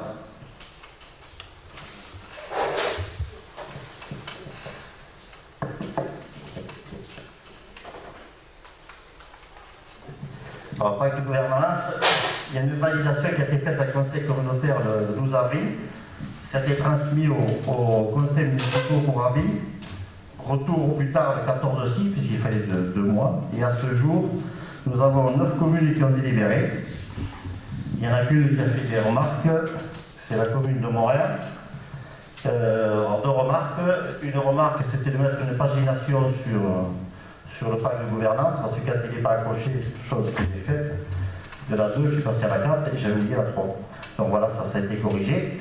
Et deuxième chose, a été demandée par les conseillers municipaux de Montréal, c'était pourquoi on ne mettrait pas dans le pacte de gouvernance que l'on puisse faire des conseils communautaires délocalisés comme on fait ce soir. Donc, moi je vous propose qu'on ne marque pas ça, parce qu'aujourd'hui, quand on a un problème de pandémie, on ne peut pas toujours faire comme l'on veut, donc ça nous laissera libre de le faire. C'est pas parce que c'est pas marqué qu'on ne va pas le faire, parce que je crois que c'est une envie des uns et des autres de pouvoir tourner. Aujourd'hui, dans le cadre du Covid, eh bien, on essaye de réduire au maximum tous ces déplacements. Voilà. Est-ce qu'il y a des questions par rapport à ce pacte de gouvernance qui a été vu par 9 conseils municipaux, et est-ce que vous avez des oui, parce que tout le monde l'a fait. tout le monde l'a reçu. Les 11 ont reçu le document, mais 9 ont répondu comme quoi ils n'avaient pas de remarques particulières. Et, voilà. Bon, s'il n'y a pas de remarques particulières, on va passer ça au vote. Y a-t-il des gens contre? Les abstentions? Merci beaucoup. Alors, merci pour ceux qui ont pu travailler sur le pacte de gouvernance. C'est quand même intéressant aussi qu'on ait quelques règles et qu'on puisse savoir ce qu'on doit faire. Ensuite, là, je vais passer la parole à M. Larose. Il va nous parler du centre de loisirs. Attends, je vais donner mon micro parce que je crois que celui-là est un peu fatigué. Alors, donc nous avions l'année dernière déjà travaillé sur la tarification du centre de loisirs et de l'espace jeune. Je m'excuse, je retire ça parce que j'ai de la buée. Nous avions retravaillé ces tarifs pour les rendre conformes en fait, à ce que demandait la CAF, c'est-à-dire 5 tranches donc pour le quotient familial. Donc cette base de travail avait été élaborée en fonction donc, du coût horaire, du coût que ça engendrait. C'est pas du coût horaire, c'est du coût journalier, pardon.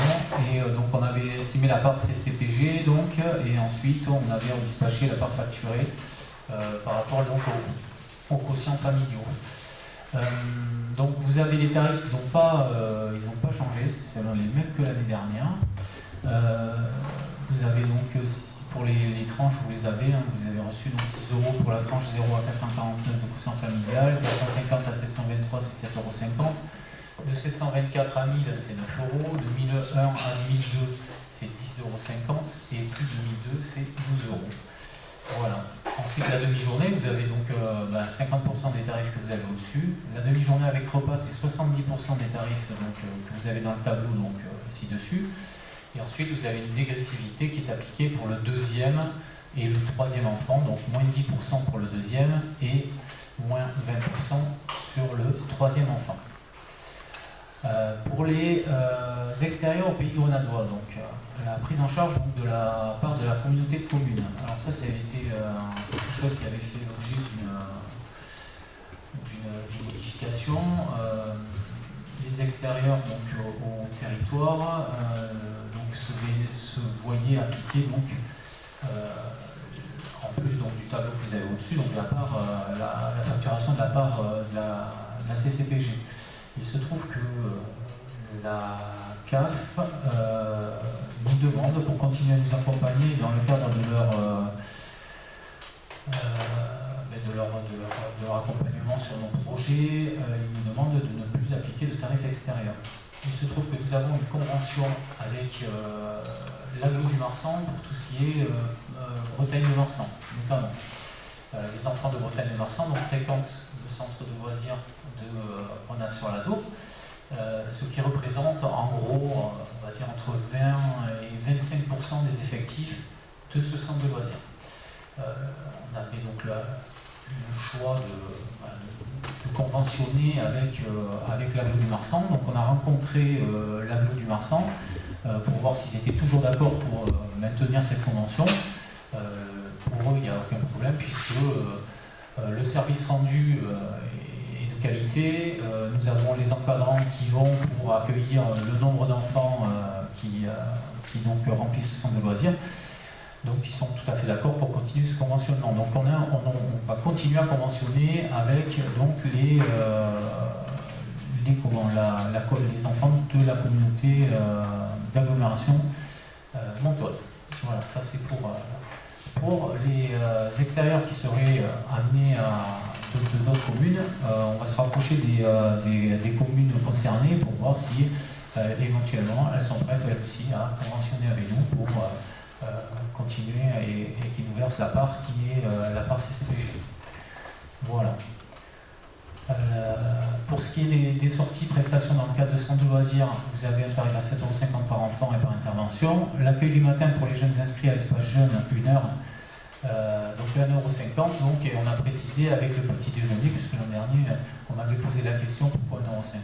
En fait, c'est pour le petit déjeuner, c'est pas juste pour rentrer d'argent, c'est voilà, la prestation, elle comprend le petit déjeuner.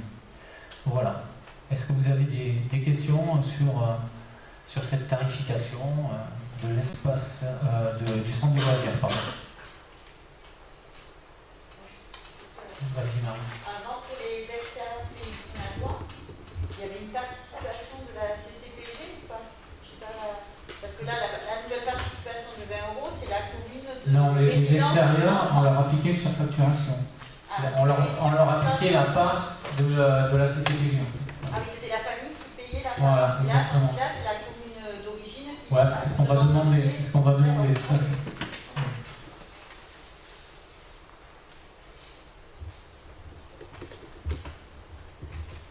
Comme le précisait Christophe, c'est par la demande de la CAF justement de préciser par rapport à ça. Oui, alors il se trouve que le problème se pose sur tous les... enfin voilà, Christophe Bidou qui est coordinateur enfance-jeunesse. Alors je ne sais pas s'il les a rencontrés encore, mais je sais qu'il devait rencontrer ses homologues un peu des autres ou communautés de communes ou agglomérations pour justement parler de cette obligation à la CAF, parce qu'eux ils sont confrontés, on en a parlé aussi à l'agglomération, enfin à l'agglomontoise, ils sont confrontés au même problème du tarif extérieur, parce que bon, bah forcément eux ils drainent du monde de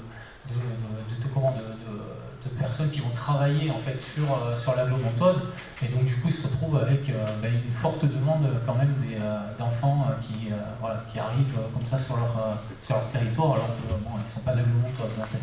Ils sont un peu aussi embêtés avec cette histoire de tarif extérieur. Alors nous, il faut savoir que la part que ça représente, c'est rien. C'est entre 10 et 12 familles maximum sur une année, quoi. Par rapport à l'extérieur, alors je ne parle pas des Bretons, hein, voilà, mais les autres, ça représente à peu près ça. Voilà. Donc c'est pas une grosse perte, ça fait toujours une perte, mais entre perdre cette rentrée d'argent-là et perdre le volume et l'accompagnement que représente la CAF, la part est quand même en faveur de l'accompagnement de la CAF. Voilà. Bon, y a-t-il d'autres questions? Si n'y a pas d'autres questions, on va passer ça au vote. Y a-t-il des gens contre? Des abstentions? Merci. Tu peux continuer, Christophe, parce que tu as... Ah oui, tu as l'espace jeune. Non, j'ai l'espace jeune. Tu as grandi tes enfants. Oui, voilà, là ils sont un peu plus grands, donc maintenant c'est les ados. Vous avez ici, donc pareil, on avait retravaillé sur 5 tranches. Vous les avez tous reçus, les différentes tranches avec les différents tarifs d'activité qui nous sont proposés sur ce tableau, avec les explications qui sont juste en dessous. Donc les tarifs A comprennent des activités dont le montant qui va être facturé par enfant est inférieur, qui va nous coûter, dont le coût va être inférieur à 5 €. Le tarif B c'est entre 5 et 10 €, le tarif C entre 10 et 15, et le D, le montant supérieur à 15 €. Voilà. Donc voilà, et vous avez en face tout ce que l'on... au-dessus, donc vous avez les participations parentales. Voilà. Avec une dégressivité pour le deuxième, toujours pareil, moins 10% et moins 20% sur le troisième enfant. C'est à partir, je crois que c'est pareil, c'est à partir du troisième, c'est moins 20%. Pardon. Excuse-moi. Ça commence à se faire rare. C'est vrai, on va le mettre à partir du... Mais c'est marqué à partir du troisième enfant. Voilà. Oui, c'est pour ça que c'est marqué. Mais il est à 15, c'est pour ça.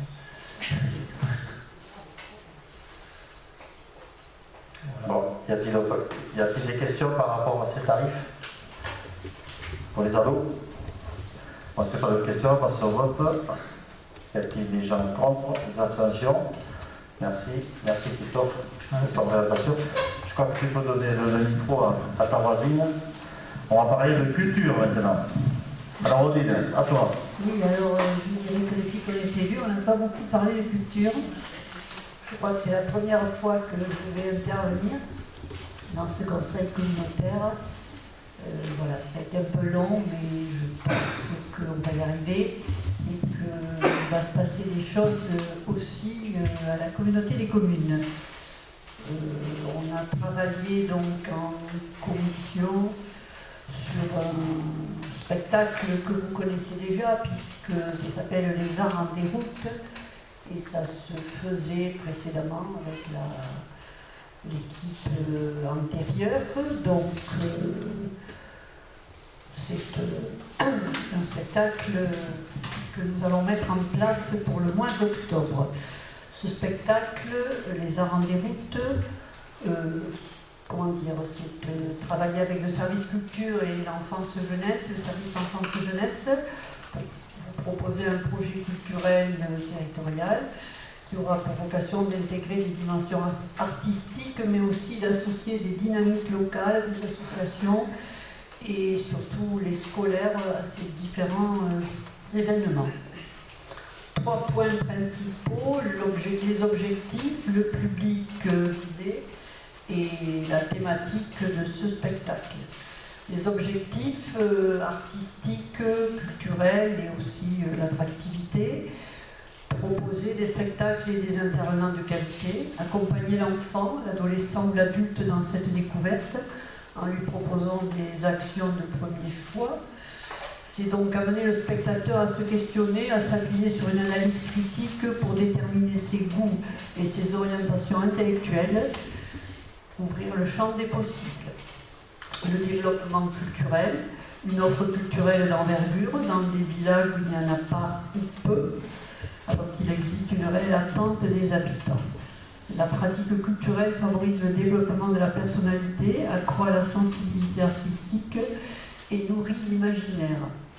L'attractivité, promouvoir une offre culturelle de qualité, favorisant les rencontres, le partage, mais aussi la capacité de concentration et de mémoire, la maîtrise orale et écrite de la langue, l'écoute de l'autre.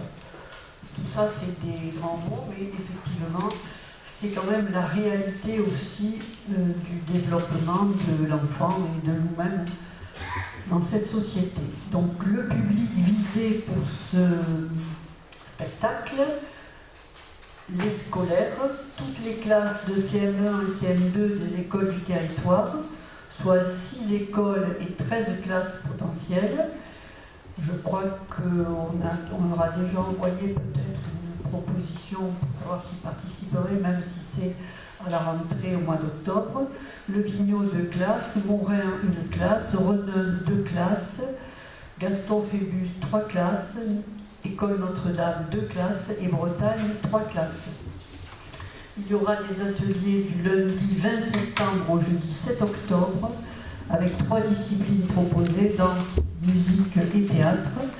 Le spectacle My Save de l'association Cadence sera proposé aux scolaires le vendredi 8 octobre à 10h et un rendu des ateliers dans les classes sera proposé l'après-midi.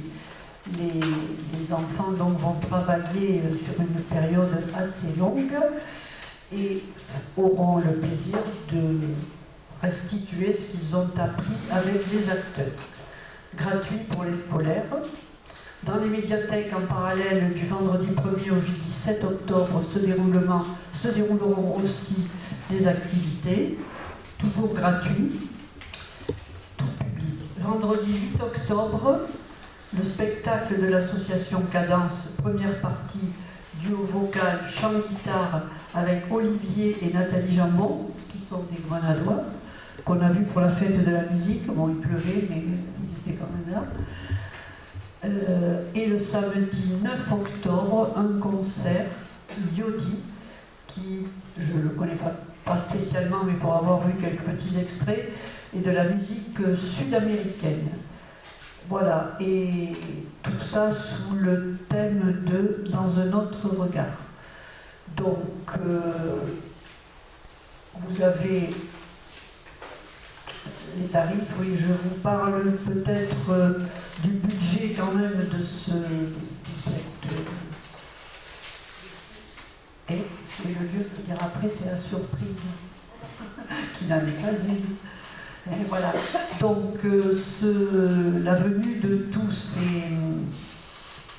ces acteurs, tous ces artistes, vous avez dû recevoir dans les documents que l'on vous a transmis le budget de tous les intervenants. Donc je ne vais pas vous les détailler, mais je vais simplement vous dire qu'il y a aussi beaucoup de logistique pour préparer cette fête, ce spectacle. Donc le département des Landes nous prête du matériel scénique, scène, structure, son, lumière, etc. gratuitement. La commune du Vigneault, où le spectacle va se produire, je crois que la dernière fois c'était aussi au Vigneault, me semble-t-il, la salle des fêtes, la salle omnisport et les employés communaux. La Fréma avec Michel Duclavé qui nous met à disposition les camions pour transporter tout le matériel. Voilà, merci. Un technicien logistique son et lumière qui n'est pas gratuit et qui nous coûtera 1 500 €. Vous voyez, la SACEM et surtout les hébergements des artistes. Donc tout ça fait un total important, plus tous les acteurs et de 12 178 €. Une prévision de recettes quand même des entrées que nous allons regarder après, et une subvention de la CAF qui j'espère sera octroyée pour le montant que nous avons espéré et calculé, voilà, de 3 500 €. Voilà, on espère qu'il y aura beaucoup plus de monde que dans les prévisions du budget pour que la différence soit un peu moins importante.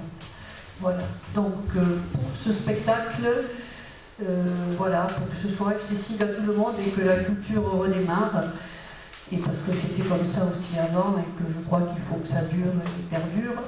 Tarif 8 € et gratuit pour les moins de 12 ans. Pour le premier, voilà, et pour le concert, 5 € et gratuit pour les moins de 12 ans. On s'était posé la question de faire des tarifs préférentiels ou comme ça, mais finalement, ça n'a pas été validé en commission. Voilà, un tarif unique à 8 € et 5 € et gratuit pour les moins de 12 ans. Voilà, sachant que les enfants, eux, auront le spectacle gratuit l'après-midi. Voilà. Bon, tout ça pour le mois d'octobre, où on va se remettre un peu en scène. Voilà, je te laisse la parole, Jean-Luc. Oui, merci beaucoup. Alors, les chiffres, ils peuvent paraître importants, mais ne vous inquiétez surtout pas, c'est prévu dans le budget. La commission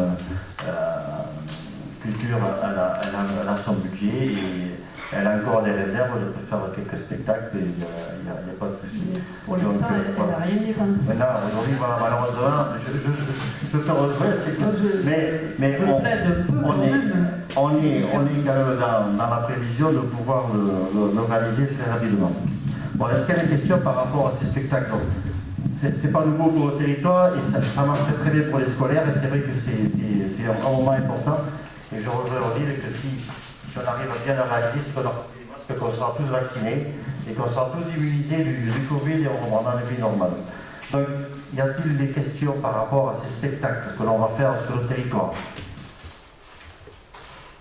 Pas de questions, on va passer au vote. Alors, la proposition de l'investissement et des tarifs, y a-t-il déjà un contre?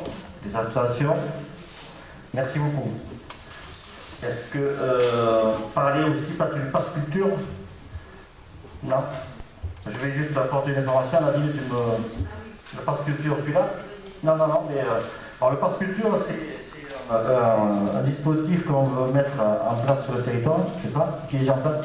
Alors, je ne vais pas laisser une personne comme un dispositif national qui permet à des jeunes d'accéder à la culture avec un montant de 300 €, c'est ça?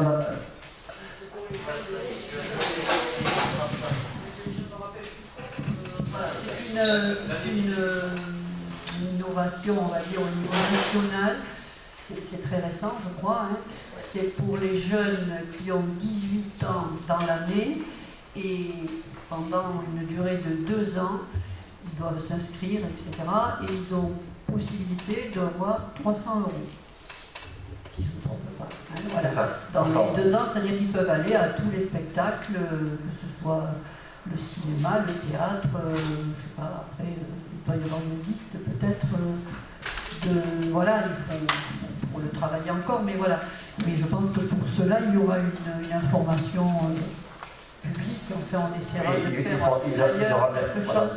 La communauté commune s'est inscrite dans ce dispositif. Voilà. Certains spectacles ou actions devront bénéficier donc, de ce dispositif.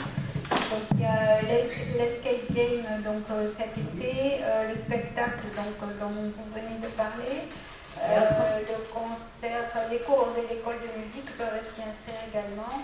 Et ensuite, il y a 2 spectacles qui seront réalisés en mai et juin de l'année prochaine et qui pourront bénéficier également de ce dispositif. Et on peut aller au théâtre aussi, si on le souhaite, non? Ça veut dire on peut aller partout. C'est les actions de la Voilà, communauté. pour les jeunes qui ont 18 ans dans l'année, donc il faut qu'ils s'inscrivent, parce que plus ils tarderont, plus la durée sera courte pour eux. Ce que précisait la ville, c'est les spectacles. Spectacle que l'on fait sur la communauté de communes. Voilà. Et ça n'empêche pas. À venir. On peut aller ailleurs. Christophe, tu vas prendre la parole. Ouais. Alors, je vais remettre mes lunettes aussi. Malgré la buée, je suis obligé. Donc là, je vais vous parler du comité territorial parentalité. C'est Kizako. Alors donc, dans le cadre du projet global de territoire, dont on avait déjà parlé plusieurs fois, qui est mené en partenariat donc, avec la CAF, puisque ça rentre dans l'objectif pour qu'on puisse travailler avec la CAF. Donc c'est un accord. Nous avons donc un travail à faire sur la parentalité. La parentalité au sens un peu large du terme. Donc, comme vous le savez, donc le projet global du territoire, ça englobe en fait une réflexion sur la petite enfance, jeunesse, la parentalité. Donc, je viens de le dire, l'animation de la vie sociale et l'accès au droit au logement. Bon. Là, on va se concentrer donc sur la parentalité.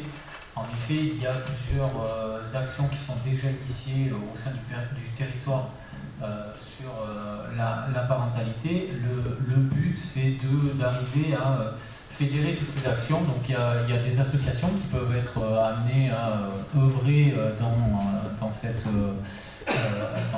branche parentalité. On a déjà, nous, au sein de la communauté de communes, des actions de parentalité qui sont faites par exemple au niveau du relais d'assistance maternelle, ou alors on fait aussi un accueil parents-enfants qui se fait donc, de temps à autre. C'est programmé, comme ça de tête je ne peux pas vous donner la cadence, mais voilà. Le but en fait c'est de solliciter tous les acteurs du territoire pour essayer de rationaliser cette offre et essayer peut-être, si possible, de l'étoffer et de faire participer tout le monde. C'est-à-dire que chacun ne fasse pas sa petite action dans son coin. C'est toujours vraiment le cœur du projet global de territoire. Donc, et pour cela, il va falloir qu'on organise et que l'on mette en place donc, un comité territorial de parentalité. Ce comité parentalité, ça va servir à rassembler tous les acteurs, comme je vous l'ai expliqué tout à l'heure, ça peut être la CAF, l'État, le rectorat, des communes, ça peut être des membres d'associations, les syndicats, les différents syndicats Nice du territoire avec les différentes écoles. Voilà. Tout cela, ça doit s'organiser, ça doit provoquer des réunions de façon à ce qu'on puisse travailler tous ensemble et mettre en place des actions de parentalité. Ça doit se faire. Et pour cela, pour mettre en place ce comité, il faut une délibération. C'est pour cela que vous avez ce soir à vous positionner sur ce comité parentalité. Qui sera... alors, il faut savoir que ça donne... cette animation-là de ce comité, en fait, il va être animé. Ça va nous donner... On va être accompagné financièrement.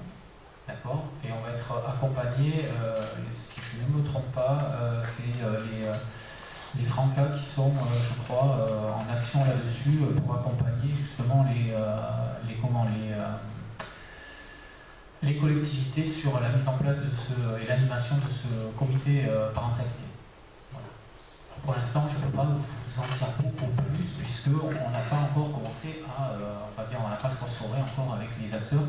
Donc ça viendra, vous aurez sûrement des nouvelles très très vite. Voilà. Juste une question.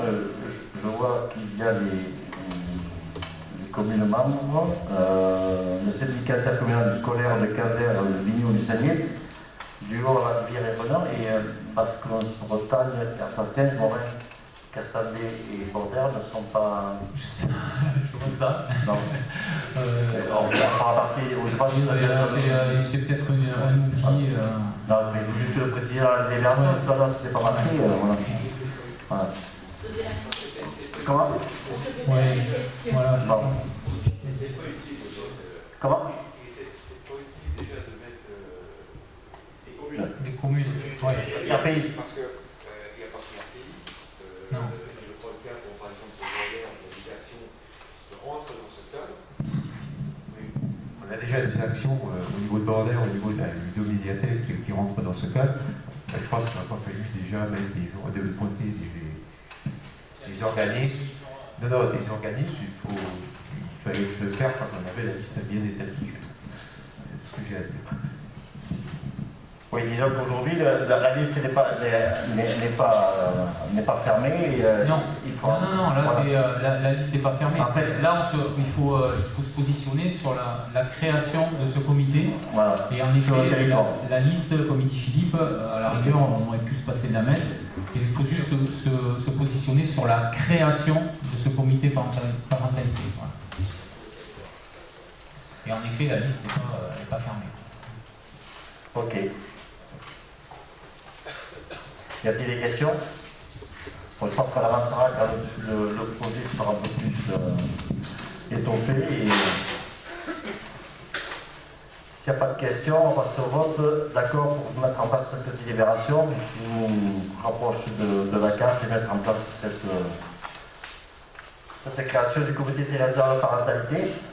Y a-t-il des gens contre? Des abstentions?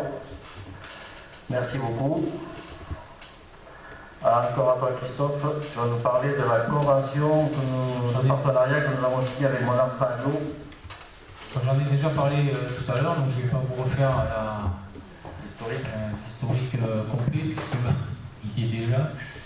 Voilà, vous avez quelques dates pour complémenter le propos donc, que j'ai tenu précédemment.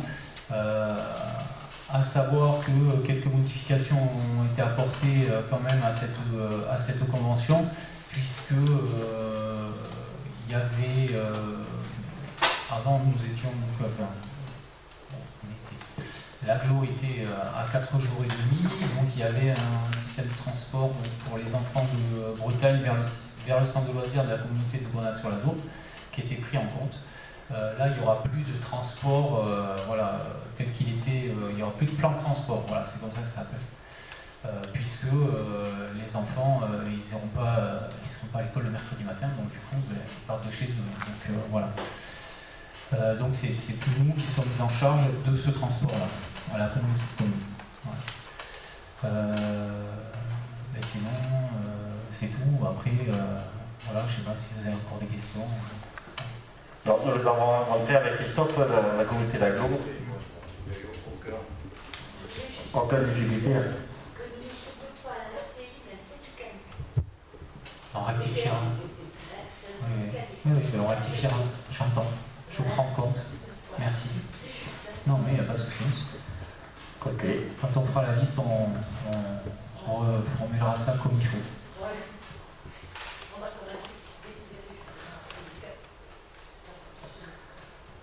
Y a-t-il d'autres remarques?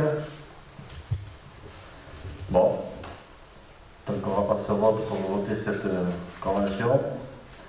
Y a-t-il des gens contre? Des abstentions? Merci beaucoup. Tourisme. désignation de représentants au comité départemental du tourisme 40. Donc il faut qu'on propose une personne titulaire et un suppléant. Les personnes qui seraient d'accord font partie déjà du membre de l'Office de tourisme du Pays de la Loire. Donc il y avait Nicolas Rollin qui était intéressé et un suppléant. Bon, moi je suis le président de l'Office de tourisme, mais je serai ton suppléant. Comme ça, on se tiendra compte des projets qu'il y aura. Y a-t-il déjà contre cette proposition que Nicolas Rollin représente la communauté commune au CD40 et que moi j'en sois le suppléant? Y a-t-il déjà contre? Des abstentions? Merci. On va changer de voix. On va appeler Jean-Pierre Bretus pour nous parler de développement économique. Effectivement, on doit valider l'attribution d'une aide économique donc, à la SARL aux 3 petits cochons. Donc je vais faire un peu d'historique pour conforter les propos qui vont suivre. La SARL aux 3 petits cochons, c'est l'activité de restauration traditionnelle à Grenade qui a repris l'institution que j'appelle Hôtel de France, qui est détenue par Bernadet. Nous avons, dans le cadre de la communauté de communes, validé des règlements d'intervention en octobre et en décembre. Et je précise aussi que c'est un premier dossier symbolique dans le cadre de l'aménagement du territoire et dans le cadre de la revitalisation du cœur de ville de Grenade. Donc nous avons travaillé avec M. Dupont, qui est le gérant de la SARL, et Lionel Petit, bien sûr. Il s'avère qu'il y a des dépenses éligibles qui rentrent dans l'immobilier. C'était des travaux intérieurs de maçonnerie, la devanture, vous l'avez vu, avec une vanne store qui a été mise en place, et ensuite l'arrière-boutique et un plan de cuisine qui a été retravaillé sur l'arrière de la pièce. Bon, le montant des dépenses éligibles, par contre cette fois-ci c'est hors taxe, représente 15 545 €. Et dans le cadre de notre règlement d'attribution, nous pouvons octroyer 30% d'aide donc, par rapport à ce montant éligible, ce qui représenterait 4 663,50 €. Pour ce faire, on a saisi également la Chambre de commerce et d'industrie des Landes pour nous valider un petit peu la réflexion. Donc je vous livre leur conclusion qui est, je trouve, très très bien pour le territoire. J'ouvre les guillemets. Les associés sont des professionnels avec une belle expérience. Le démarrage de l'activité est très prometteur.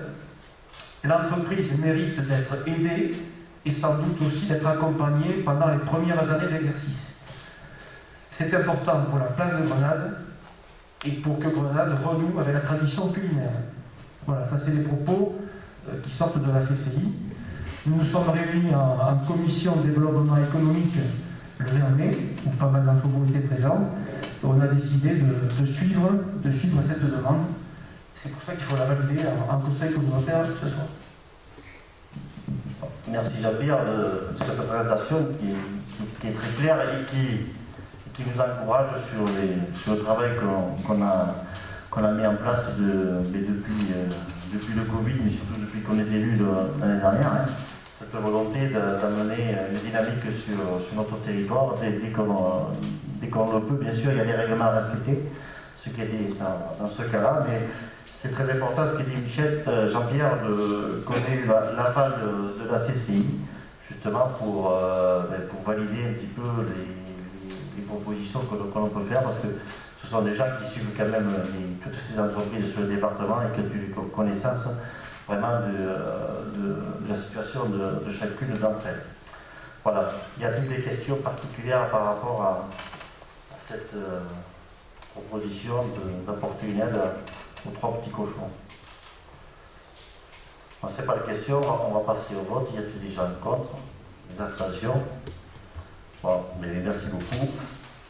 Donc on pourra donner la bonne nouvelle aux 3 petits cochons et je vous incite à y aller manger parce que c'est très bon. Je pense qu'on peut faire un petit point aussi, Jean-Pierre, en questions diverses sur ce qu'on a fait sur les commerçants. Oui, en ce qui concerne l'opération des bons d'achat aidés, je parle sous couvert de Nathalie Bernès, puisqu'on suit tous les deux le dossier. Bon, on avait un point, j'ai demandé à Lionel de faire un point à date tous les vendredis, chaque fête. Et il s'avère que le point qui a été fait vendredi et celui qui a été fait ce matin, c'est pas le même. Parce qu'entre vendredi et aujourd'hui, il s'est passé des choses. Ça veut dire qu'à ce jour, à valeur ce matin, la moitié de l'enveloppe est consommée. C'est-à-dire que nous avons 11 000 € de bons d'achat aidés distribués sur le territoire. Ça veut dire qu'en chiffre d'affaires, ça fait bien 22 000 €. Donc nous avons des retours très positifs sur l'ensemble du territoire, malgré quelques problèmes techniques, je dirais, qui sont sur Caser, et où on a des soucis d'infrastructure liés à l'accès au réseau. L'accès au réseau qui est indépendant, bien sûr, de la CCPG. Mais vivant la fibre, on est d'accord. Voilà. Donc ce qui veut dire que ça, sur cette partie-là, ça pose quand même un petit problème. Quoi. Bon, préciser aussi que les gens globalement sont très très satisfaits. Alors, je cherche le point à vendredi, qui était intéressant. Excusez-moi. Voilà. Valeur vendredi, donc il y a petit commerce inscrit sur la plateforme, 4 sur Caser, 1 sur la rivière, 13 sur Grenade. Donc on était à 9 500 € vendredi, on est à 11 000 donc, ce matin. La dynamique d'achat a été soutenue, elle a commencé à ralentir jeudi, vendredi, mais pour redémarrer ce week-end. C'est incroyable, samedi et ce matin. Donc, on a échangé également avec la présidente de l'association des acteurs économiques du Pays grenadiois, qui a confirmé son accord, David, tu es OK, pour généraliser l'inscription des commerces. Parce qu'on avait priorisé les commerces qui avaient le plus souffert en début de pandémie. Donc, il y a une information qui est communiquée dans ce sens pour que l'accès soit facilité à tous les commerçants du territoire. Et on va aller jusqu'au bout dans la démarche d'accompagnement technique. Le prestataire que nous avions validé, Kitties, a connu quelques problèmes à un moment donné de transmission par rapport au paiement vis-à-vis des commerçants. Ça a été résolu. Bon, il y a eu 24 heures de déraillage, entre guillemets. Ça a été totalement résolu. Autre précision, l'Office du tourisme est tenu d'accompagner aussi quelques personnes non âgées qui ne maîtrisent pas l'informatique. Et ça se passe très très bien. Il y a en gros une vingtaine de personnes qui ont été accompagnées à l'Office du tourisme pour acheter le bon d'achat. Voilà. Donc le service communication de la CCPG va réorienter le message dans la semaine qui vient là, pour nous inciter à nous bien sûr, mais aussi à inciter les consommateurs à consommer un peu différemment, c'est-à-dire à aller vers d'autres commerces pour acheter des produits nouveaux, faire des achats plaisir un petit peu différents que les commerces traditionnels qu'on a vu aujourd'hui, les bouchers, les boulangeries, etc. Voilà. Voilà où on en est aujourd'hui. C'est plutôt une opération très positive qui fonctionne très très bien. Voilà. David, est-ce que tu as autre chose à rajouter? Alors aujourd'hui, c'est tout ce qui est boucherie, bien sûr, boulangerie, esthéticienne, restauration, voilà. C'est le principe.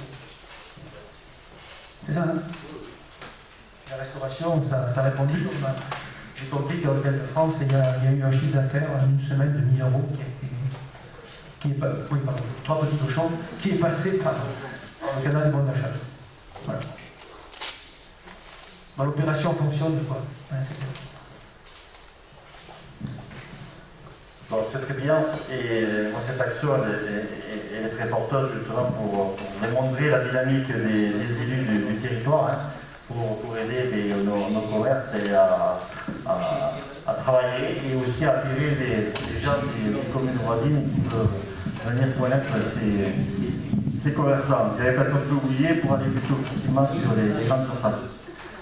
Voilà. Y a-t-il d'autres questions diverses? On est sur le point de questions diverses. Oui, vas-y, Jean-Pierre. Deux informations qui concernent les élus communautaires. Aujourd'hui, il est parti de convocation pour la commission aménagement du territoire. Donc la réunion aura lieu le 5 juillet à 18 h On a validé ça avec Philippe Auger et Lionel. Donc ceux qui sont concernés, vous avez la convocation. Et en même temps, les élus référents du programme Petite Ville de demain, Grenade et CCPG, on va faire un comité de travail le vendredi 9 juillet, c'est validé avec Madame Hérault, le vendredi 9 juillet de 14h à 16h30 en présence du CAE. Voilà. Ouais. En présence du CAUE. Hein, d'accord. Voilà. Ok, pour les infos. Dernière info, vous avez des cartons derrière, c'est pas des cadeaux. C'est un carton par commune pour qu'on appelle ça, les bulletins communautaires qui ont été édités. Et chaque commune va prendre son carton qui pourra distribuer le plus rapidement possible à ses habitants. Voilà. Oui, Marilyn, vas-y. Les peu de personnes, malheureusement, il n'y avait pas beaucoup de personnes au théâtre de Fleurs à Westmont qui ont eu un retour, c'était très sympa comme animation. Donc je voulais remercier l'Office de tourisme qui s'était occupé de cette animation et qui avait plu aux personnes qui étaient là, mais malheureusement je trouve qu'il n'y avait pas beaucoup de monde et c'est dommage. Je te rejoins parce que je suis fraîchement éclaté, comme on dit. C'est bien dommage alors. J'ai kiffé, voilà. Mais je trouve, voilà, c'est dommage. Oui, mais bon, c'était une reprise qui était positive. Parce qu'on les a vus le vendredi à Bascos, le samedi à Grenade, c'est pareil. Ils déguisés en gendarme, et bien, bon, voilà, ils ont fait la circulation, ils ont aidé les personnes âgées à traverser la route, et ça faisait du bien, je trouve. Voilà. Quoi? C'est un petit peu. Ben, il y a eu des flyers. Non, mais. Ici, il y a eu des flyers, il y a eu des informations, et on en a parlé en pas mal de communes. Bon. Ok. Bon, on va jamais terminer. Bon match, que la France gagne. Et merci à la mairie de la Rivière de nous avoir mis à disposition cette belle salle. Et ils ont donné la ligne de nous avoir suivis ce soir. Allez. Bonne soirée, à bientôt.